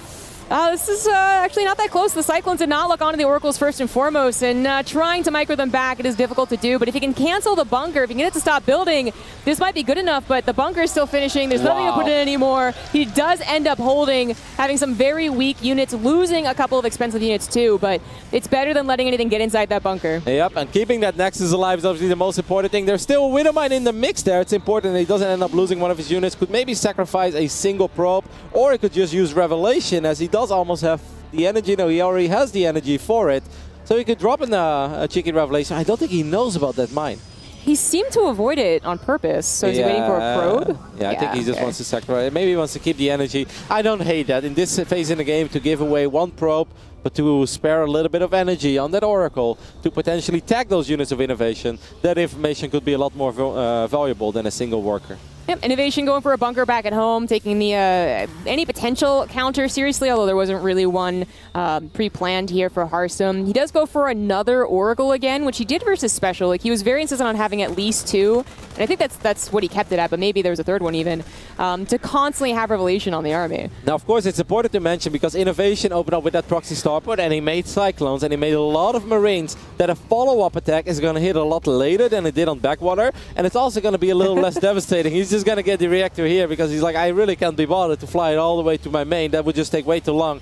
But that means that Hearthstone has time to get those upgrades out, to get extra gateway units up and running, and of course crank out Blink, and will most likely follow it up with some Zealot charge as well. That's still a long ways off, but so is the first attack of Innovation, I feel. I'm getting pretty excited, man. He's going to have the Blink, he's going to have at least one upgrade, but I'm talking about his, he's actually with both, but the control he had with the Blink Stalkers against Special was fantastic. That led him to those Disruptors. He was able to get quite a few, and Special always had some difficulty with it, which I think Innovation will also find it very difficult, as Hearthstone actually soaks it with the Phoenix. That's actually really well done. A Phoenix obviously does not die against a single mine hit. The Oracle would have absolutely died, so this is very nice. He's going to pick up that mine, and he's also going to delay this third CC for a little bit. It is important that he keeps track of these units, because Blink at this point isn't done yet, and you obviously need those Blink Stalkers. I mean, he does have a bunch of sentries available as well, so Force Fields can be useful, and of course Guardian Shield is very useful in this phase in the game. This is barely going to scout it out, but it's already at the front door, so it's like half a second notice. But his army was already kind of in position, force fields with those rocks. Not a big problem to deny this push. And Innovation is not going to find any openings. Nothing else going on the map either. He's getting Liberators now. Fantastic position for Hearthstone up to this point though. Now obviously we can never count Innovation out. That would be a very silly thing to do, as we have an inactive reactor there. But I mean, he was down 17 workers. He's slowly but steady climbing back up. But the upgrades, we do have a little mine drop here, but these Stalkers could maybe blink and try to get in range of this medevac. It doesn't seem to be the case. I felt like Blink was done, and he's going to chase it down with the Phoenix instead. So now he could still blink to the low ground. This is also nice, only losing 3 workers for potentially getting a couple Widow Mines. Flash it. Oh, they're all on cooldown, never mind. Well, they're all going to die then. I don't believe any of them should recover. Oh, that was kind of close. Yep. Kill it. Should get the last one as well. I think he's a little distracted. Okay. Well, it's all good. It's all good. And there's nothing else happening on the map at that point, and he had the rest of his army anyways around the choke. Upgrades though, Kev. I do feel that he needs to start those upgrades. I mean, we know the power of gateway units is mostly in upgrades. There you go. He fires up +2 armor, shoots fire up +2 attack soon as well. Could maybe start transferring a couple of those workers already, but he is heading into those Disruptors that you mentioned, and he has showed excellent control with it. But I do feel that Innovation got pretty good practice against this kind of stuff lately. And with a bunch of advanced Liberators, I feel like slowly but steady, the lead that Hearthstone created for himself, I don't think it's necessarily disappearing as in like he's losing, but I feel like we're heading towards more of an even game. Ooh, Colossus. Okay. Okay, so swapping things up. Against Special, Hearthstone was able to control the map so well, always predict all the drops, where Innovation might just stay home and say, I know what you're going to do. I'm just going to build up a very, very good army against Disruptors. It's going to be a little bit different with those Colossus. And it's still going to be a case where Hearthstone is going to be able to control the map here, potentially deny a 4th base while getting his own. Yeah, Hearthstone's map control is crazy at this point with obviously these Oracles. He can keep tagging this army. He's got the Robo up as well. He's got a War Prism. He's got a couple Zealots running around. Upgrade-wise, things are looking great with 2-2 more than halfway done now. It is obviously important eventually when that big fight happens. I mean, Colossus, Disruptor, in the end of the day, the idea is the same. That is, don't fight in too many circles of those Liberators. Yeah. I love this. I feel like always Terran, they get the very, very back because it's so easy to shift-click along the very edge of the map for the Protoss. Oh, okay, that was weird. But it's oftentimes they miss the corner of their base near their natural, and I hope that Hearthstone continues to invest in War Prisms there. It looks like Innovation is really thinking about the late game. You know, they got the upgrades, the Liberator's already done. I get a couple shots there even. Yeah, a lot of shots. There's a couple Zealots and a Sentry that just went down. Seems like Hearthstone was a tiny bit distracted. He's going to try his luck one more time with the Prism. Now, he did take a little bit of damage. There's one Marine there, but he could potentially go for a big warp in here in the main base. And that's exactly what he does, but the Marines shut it down. Oh, I didn't even see them pop out there behind the barracks. That would have been really nasty to deal with, especially because they might have had +3 armor while all that was going on, and he's pushing out the front. He's got to be careful. He does not have extended thermal lance, but as long as he's around this choke, there should never be an opportunity for Innovation to really push into him. Colossus take quite a bit of damage. A couple Stalkers will go down. A few good force fields, though. That's going to allow these Colossus to pick off a couple of those Terran units. Now, the transition is already on the way on the other side of the map for Hearthstone. He is getting that fleet beacon. He is getting a second Stargate, and I even like that he's maybe making an extra Phoenix or remaking it just in case Innovation starts harassing with his Liberators again. I also really like that he gets Disruptors. I think that the most frustrating mixture of the Protoss army includes Disruptors. You kind of deal with Colossus, you maybe position, you know how they're going to work, but Disruptors can come from nowhere, especially on a map with so many avenues, and Hearthstone is just buying a ton of time, continuing to be aggressive despite being pushed back. He always finds another place to attack. Has to be a little bit careful here because there is no Warp Prism. He blinks forward and he's going to lose a lot of Stalkers. There's a couple of Marauders were coming in from the north side as well. I think maybe there's a Prism on the north side of his army now. Yes, there is, so he's going to wipe in a few additional units. I love how aggressive Hearthstone is being, but he's playing a very dangerous game. One flank, his Colossus disappear. The half of the army could disappear in the blink of an eye. Yeah, exactly. He makes too big of a mistake, and suddenly it's just Innovation, gaining that map control, really pushing the army back, still having enough Marines to take on the Tempest even. If he plays it like he currently is, which is not quite overextending, then suddenly he has Tempest engaging on these chokes, engaging a defensive Terran where it's really hard to bust out for them.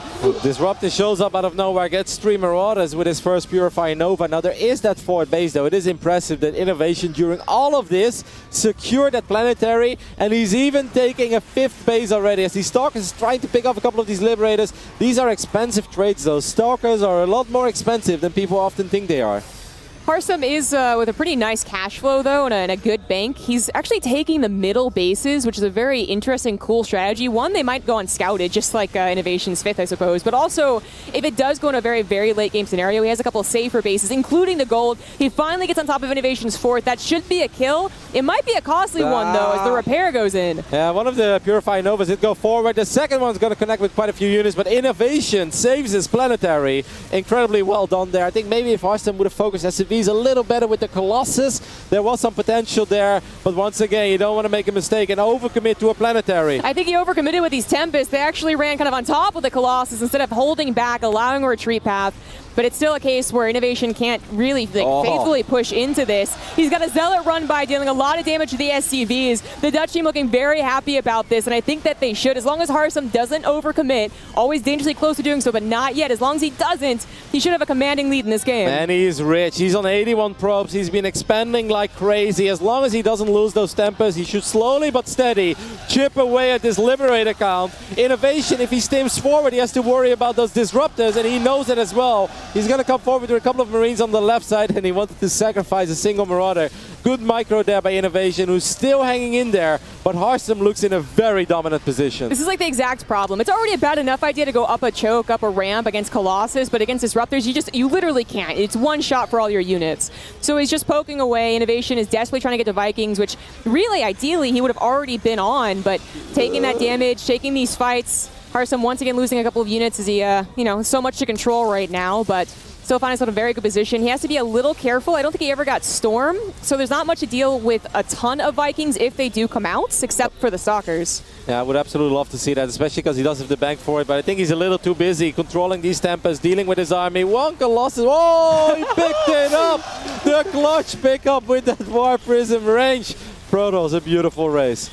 The Viking count's not that high. I was thinking more of a concave of maybe 12 or 16. He's actually going to go for it, realizing the Viking count is super low. Colossus all still alive. This is the last dredges of Innovation's army, and he might just go down here. The Netherlands are not done fighting just yet. The medevacs flying into that Protoss army. The Viking count is simply a little too low. SCVs are being pulled. And a couple of the Tempests and Stalkers have taken quite a bit of damage. But with that Prism, with the bank, I think Harstem has done it here as he is preventing the all-kill from Innovation. He's preventing it, but he will have to face this guy again and then Sue after it. But for this game, he gains back the momentum that maybe he could have had in the last one, but tried to trick build. This time, solid macro against the macro beast himself, and he came out on top. Yeah, he's rich. The start just worked out. That scout with the Oracle was massive. Another forward blink. The last few units of Innovation are about to fall. Dark Templars in the mix as well on the ground. These Colossus have done it, and Harstem brings it back for the Netherlands. They're still trailing, but only by 2 maps right now. Yeah, this is going to be insane if he's able to bring it back to the very ace. The crowd is going wild as well. Everyone, you can't help but love Harstem as he cheers them on. He's so excited. This guy is going to thrive off the win here. I think he's going to do very well in the next game. What a big scout early on. And with that Oracle, I honestly believe that scout won him the game. If that doesn't happen, the Liberator shows up. You don't have that Phoenix. You're out of position. Like you said, you warp in like one single poor Stalker. You can just leave that Liberator there. Then it takes forever. Now, obviously, with the way that this went, it means that Innovation has to be instantly revived. Yes. Because otherwise, they would just not use it at all. And that would be a little bit odd, guys. That would be a handicap that they shouldn't give themselves. So Innovation is going to play here. Yeah. One more time. I love when they try to pretend it's like, it's like nonchalant, like, it could be anyone. Like, we're hiding it. It's like, no, actually, guys, you have no choice. Your only choice right now. And then after, if Innovation were to lose again, then maybe it's a choice between Sue and MMA, although I think most people would guess Sue. At least, I mean, I'm pretty sure there's actually not an option here. Like, they haven't used the instant revive, and if they don't now, like you said, like it just doesn't happen. Exactly, that would be breaking the rules. So this countdown is awesome, guys, but it's a little unnecessary. Yeah, it seems a little unnecessary. Now, the next map is going to be Catalyst. Okay. That's a dangerous map, I think, for Protoss versus Terran. It's one of the maps out there where a lot of Terran players say, like, you know, it's okay. Now, there could be something that we're not aware of. Like, there was perhaps... I don't really see any other way. I mean, no. I mean, unless they have changed the rules and we were not informed. Yeah, it must be Innovation. I was starting to doubt myself. I was like, they're making this a real thing right now. Like, did something change while we're up here? But fortunately, that's not the case. Yeah, and it just makes even like less sense because to really count it down because his setup is already good to go. But maybe they had Hagen come over and fully explain. We still have discussion going on amongst the Dutch team as well. I mean, he's got 2 Terrans on the team. This is crazy. You know what's even more crazy, Jess? That if we would go to Game 9, it's on Neon Violet Square. That is a really good Protoss versus Zerg map. Now, obviously, once again, we would expect, if we would somehow get there, that Sue would be revived. That would be one hell of a final game of Nation Wars. But first, Harstem versus Innovation on Catalyst. That's not going to be an easy task at all. No, it's not. Actually, it's quite scary, but kind of for both parties when it's on one of these smaller maps. So I don't want to give favoritism to either race unless, until we see really the openers. This was a, it was a lot. There was a lot of weak units for both parties. Some focus fire goes differently, and either side could have come out way farther ahead. But as it was a denial on a pretty solid push, and then the control that Harstem had with Innovation's late stim, late aggression with medevacs, he just really took control. It's really crazy how aggressive, how mobile, and how dynamic Harstem's army movement is. While he's in a position where you look at it, it's like, you don't have to do this right now, right? I mean, I guess he was trying to deny the 4th base, which eventually did go up. I was very worried here at one point, but I saw the shadow of the prism coming in, and I was like, all right, okay, that's very important. Otherwise, if you recall, you know how it goes. You could still end up losing a couple of Colossus. And I think what Harstem does that, like, maybe it goes a little unseen for people like aren't ever in this position, but by maybe taking a couple of questionable trades, like he did lose just like Disruptors, Colossus occasionally, and just miscontrolled. What he was doing was making Innovation focus on the defense. I don't think Innovation really had time to be like, wait a second, is he on his way to Tempest? Wait a second, how well are these trades going? And as such, he was kind of blindsided by the Tempest. He should have already had a solid number of Vikings if he really was going to be prepared for it. But obviously, just always on the back foot. Yeah, we can't forget that he was obviously quite far economically behind after that start. And Eastwatch is a big map. There was simply not really too many options for Innovation to be aggressive. So he had to sing this one out. He kind of had to camp a little bit with his Liberators and advance defense ballistics, but Harstem showed some great army control. Even though, like, you know, he was trading, but he's sitting on 84 workers at this point, and he was splitting them perfectly over expands as well, because he never stopped expanding. Just a really well-played game by Harstem that, once again, all started, I think, with that scout. That scout changed everything. It did. It absolutely did. And usually the fear of the Widowmine kind of stops that Oracle from getting too deep, and then the Cyclone comes out too, and you're like, okay, I guess I really can't get the full scout. You just predict the starport. It was really key that he got such a full revelation, saw literally everything. And now I guess, I mean, the Dutch team was just like all talking, giving him advice, and just the South Korean team's like, no, Innovation, like, you got this, right? And he's like, yeah. I mean, it's Catalyst. It is a map where, you know, Terran can often open up with a little bit of aggression, maybe a couple of Hellions, a simple mind drop, and then they followed up with one of those hard-hitting bio pushes that have +1 already, +1 at weapons and stim. And if Harstem would play a similar way, it's a very greedy way of Protoss, right? Where you open up with the Stargate, and yes, he defended, but then it's Blink and it's Double Forge, and you're going up to 3 bases. You don't really have a lot of real army strength in a straight-up engagement, but it's hard for Terran to even get that happening on Eastwatch, because the map is just so large. It's a lot easier to make a fight happen on a map like Catalyst. Absolutely, and I it's also the case that Harstem, this was his second game. He lost 1-1-1. What's going to happen now? We don't know, but he kind of already, I feel, used his aggressive tactic. I mean, he could open up with something a little more aggressive with the Blink Stalkers and still expand. Sure, can just be Blink into charge into a robo and stay on 2 gases for a while. Eventually take it to it, and I think that is likely to happen, because I think opening up with a Stargate on Catalyst, you said it, you see the fear almost in the Oracle control, right? These Protoss players, they've lost too many Oracles lately, so it's very, very defensive, and it's excellent for control. But if you take just a tiny bit of damage at home,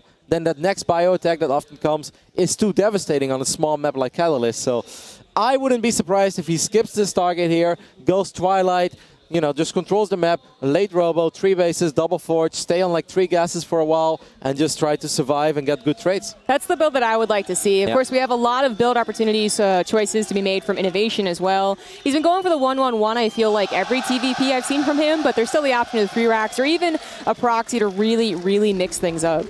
I mean, after that proxy in the previous game, you might be a little scared to do that again, because obviously it slows you down a lot as a Terran player. You can't just make a reactor in the bottom side of the map, because then you're going to lose that starport.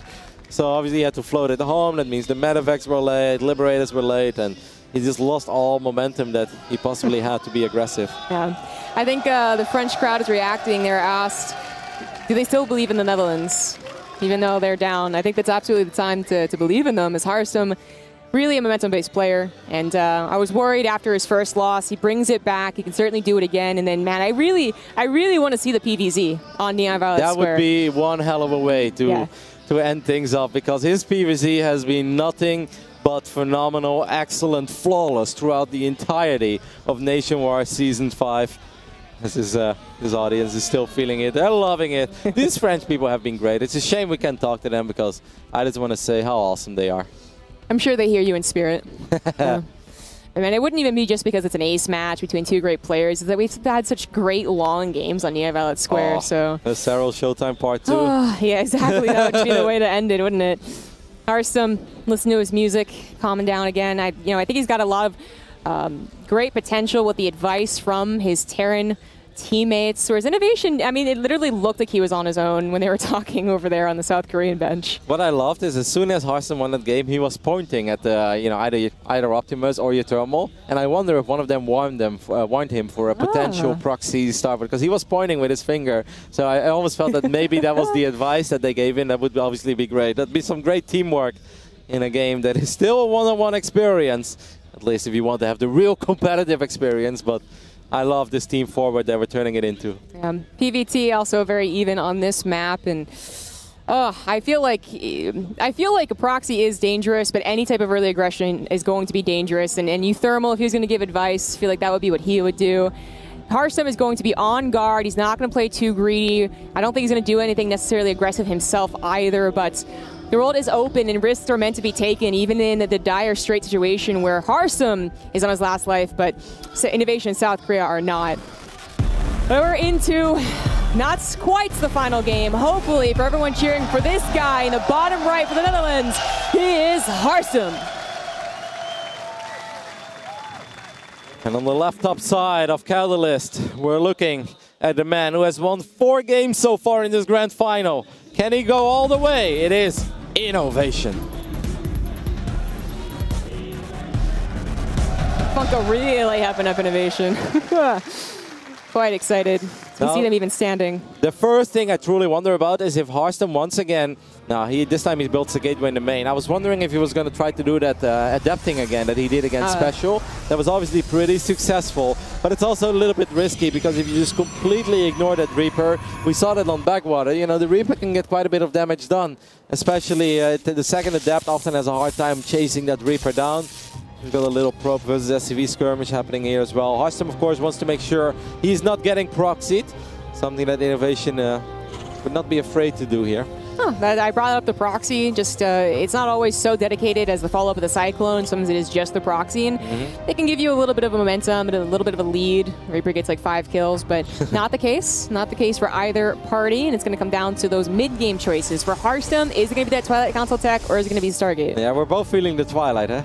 I think it's going to be a Twilight here. I think opening up with a Stargate would be risky, but at the same time, that is a build that he is in love with, and he obviously feels very good about. And a lot of these Protoss players, they don't look at the Oracle as, this has to kill 5 SCVs. They look at it as long as I keep it alive, pick off an SCV that's building a depot or you know, a barracks eventually, and tag that army non-stop, it's going to be okay. But he is indeed going for that Twilight that we both mentioned. And I wonder if Innovation, I don't think he saw it yet, right? That would be pretty crazy. No, I think he's just been in the back so far. I mean, I don't think he's going to be continued successfully denied. Well, you know, he might be. There's no way up there with Simon X score, so... If the Stalker gets out, then it's going to be very, very tough. Yeah, I thought maybe he was going to go up the ramp and just dive for it, but going to try and take an opportunity later on. Hopefully the Stalker's out of position. Oh, there you go. Depth's out of position. The Stalker's not ready to go. So this means that this Reaper is pretty committed. We'll probably try to get a single probe kill before it will eventually get picked off. You might have to pull the probes there, Harston. No, he doesn't pull the probes. He just saves it for now. That Stalker was mispositioned, though. I feel like if he puts it on the left side of the gateway, then he would have always got enough shots off. So this Reaper actually gets out, and Innovation opens up with a Cyclone and more Marines. Yeah, similar opener, but of course without the proxy on that starport. We'll see if he just go for the Liberator again. His follow-up, you know, macro-wise wasn't bad. It was his choice to go for the follow-up attack on the third that ended up not doing what he wanted. That kind of made that game look like worse for him. That's why it was contained, why he wasn't providing a lot of stim aggression. I would really love to see a battery in the natural. We've seen a few too many PVTs on this map just end with that first Terran push because the Protoss players played a little bit too greedy, didn't have the right amount of units, and without a battery, okay, there is that battery, it feels a little bit late, especially with the Adept out of position and the units of Innovation already showing up. He's going to have to pull the probes, and it's a question of how many does he lose. One right off the bat, it's a grenade, sends them flying. They don't get this around in the Cyclone like they would want. That shield battery is just, it's not even halfway done, a little over. It's going to help, but like after he's dealt so much damage, and Hearthstone, by not building a shield battery fast enough, has he just lost the game. He's losing a lot. I don't think it's going to end here as the warp-in will complete, and obviously you don't give up early here in the final game. Good micro on that Stalker. The Reaper is still alive, and that Reaper just refuses to die. There is an Adept on the low ground that's going to try to finally take care of this Reaper, but the economic damage has been dealt. And we also know that with this opening, Harston, of course, he doesn't have a robotics facility, so it's going to be really hard to figure out where those next drops are coming from, because it just takes a long time before you have your observer out. And it's not like he can really control the game here. The bunker was built, Innovations, and they lost one too many games, so the counterattack does happen. Whatman's going to grab that Adept and then reposition, yeah, exactly, so the Stalkers can't take care of it. Where are all those Stalkers? They're just preparing for the Widowmine drop? Yeah, that's exactly what they're doing. Yeah, obviously this is very scary because you know there is that potential of a drop. Take a look at Harston's vision now, he just doesn't see much. That Adept was pretty much the only thing that he had going for himself. So he's going to start spreading out a couple of units to create a little bit of map vision. But this is not where you want to be. If the units are on top of the ramp for Harston when that push arrives and he starts kiting a little bit, he has 2 Stalkers there and the Adept, but he was horribly out of position. He did not expect Innovation to push that early. Innovation did push that early and he got 12 probes for his efforts, and it's safe to say that Harston is going to have to make a comeback here. And then on a different map, on Eastwatch, for instance, that shield battery is probably pretty close to being done, but Catalyst being abused, and then the very nice defense Links away from the Widowmine, sure, but with the bunker and the tank, there's not much that Hearthstone can do, even if he did manage to save every single Stalker. I was going to say, with the Robo on the way, I really hope he goes for faster Disruptors. I think the Stalker phase is kind of over and done with. They're not going to get much done, but maybe if you surprise them with Disruptors right off the bats, there's a good chance they get at least one really good shot. Spots the tank there as well with his Stalker. I mean, after it got shelled, the Stalker's been taking a lot of damage. I mean, Disruptor is, of course, a fantastic comeback unit. He is going up to 3 bases, so it's just going to be pure Stalkers and then probably a couple of Disruptors. It's only a single robotics facility, so he's going to have to chrono boost them out, which is exactly what he does. I mean, if you talk about comeback units, the Disruptor is definitely up there. Exactly. I think there's, as I said, a high chance it gets at least one good shot, but it's going to need more than a couple, like maybe 4 or 5. It's going to have a buddy to make sure that it's not target fired and sniped down once it even gets that shot. It's a very hard uphill climb for Hearthstone, but these are the units to do it with. Yep, Stalkers, of course, are very mobile. He barely misses the army. Now he does spot it. Gets a lot of damage on one of these medevacts. That's nice. The tank was inside of the medevac, I believe, as well. Maybe this would be a nice moment for Hearthstone to try to run into the natural and then potentially recall. Don't reveal it. He doesn't reveal it. And that's massive, because if you're Innovation, you're not expecting a Disruptor this early. And the Stalkers are doing a good job in buying time, but it's important he doesn't lose them. They come from behind, that could be very good, but the Disruptor shows itself! Oh, stim away, doesn't grab a single unit. I think he has a second one that's making its way across right now, but he's got nothing else but these Disruptors. Yep, these Zealots don't have charge, so they really don't do that much. That shot completely whiffed. The second Disruptor is going to show up, but Hearthstone is going to need the best Disruptor hits in history, and Innovation is not letting it happen. If he had waited for combat shields and 2 Disruptors surprise him, oh man, this could have been the hold, but now he's down to just the Disruptors. The Stalkers die as well, and Hearthstone, oh, he's going to regret that shield battery timing for a long time. Oh, that Disruptor hit was great, but there is simply too much bio here. Widowmine's going to show up as well. There is still a tank shooting at that Nexus. GG.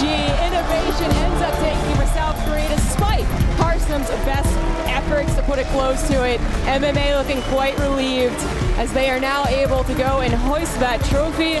Not even taking it to the ace match, just stopping just short. South Korea are your Nation War Season 5 champions as they go back-to-back after being victorious in Season 4 while defeating Poland in the Grand Finals. They do it again over here after taking out the Netherlands in a 5-3 score. I mean, they're amazing games. I really wish we did get to that ace match, but U-Thermal starting things off strong, making South Korea kind of worry, and Innovation having to come back to his old form, you know? Be the dominating grand final robot that he is, that always wins. He really showed up. I love how he's passing the trophy around. He's like, you deserve it too. She was like, all right, I'll lift it. This feels good. No, he enjoys it. Great performance, great team all around throughout the entire season. As MMA gets a big round of applause here as well. Well done, South Korea. A well-deserved victory. Do have the crowd chanting. A lot of people were hoping for the ace match. A lot of people were hoping for the Dutch victory, but South Korea, always so loved. Not at all disappointing to see them take the victory. Of course, back-to-back champions, like I said. Last year, they were able to defeat Poland in the grand finals. This year, they do it again, but against the Netherlands. After another fantastic showing by Innovation in a Team League format. This man is just unstoppable if you put him in team competitions. Absolutely. Supported by a fantastic team this year as well. Congratulations once again. But I do believe we're going to be going to our interview.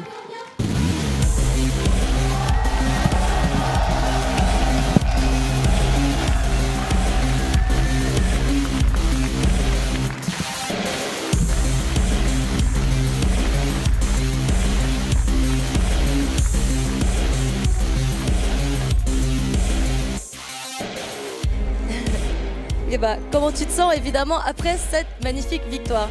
How do you feel you just carried Korea till the victory in this Nation Wars 5? 지금 심정이 어떠신가요?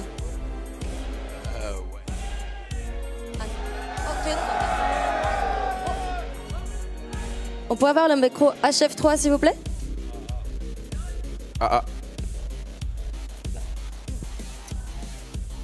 사실 좀 불안했었는데 또 테란전도 어렵고 토스전도 좀 부담스러워가지고 근데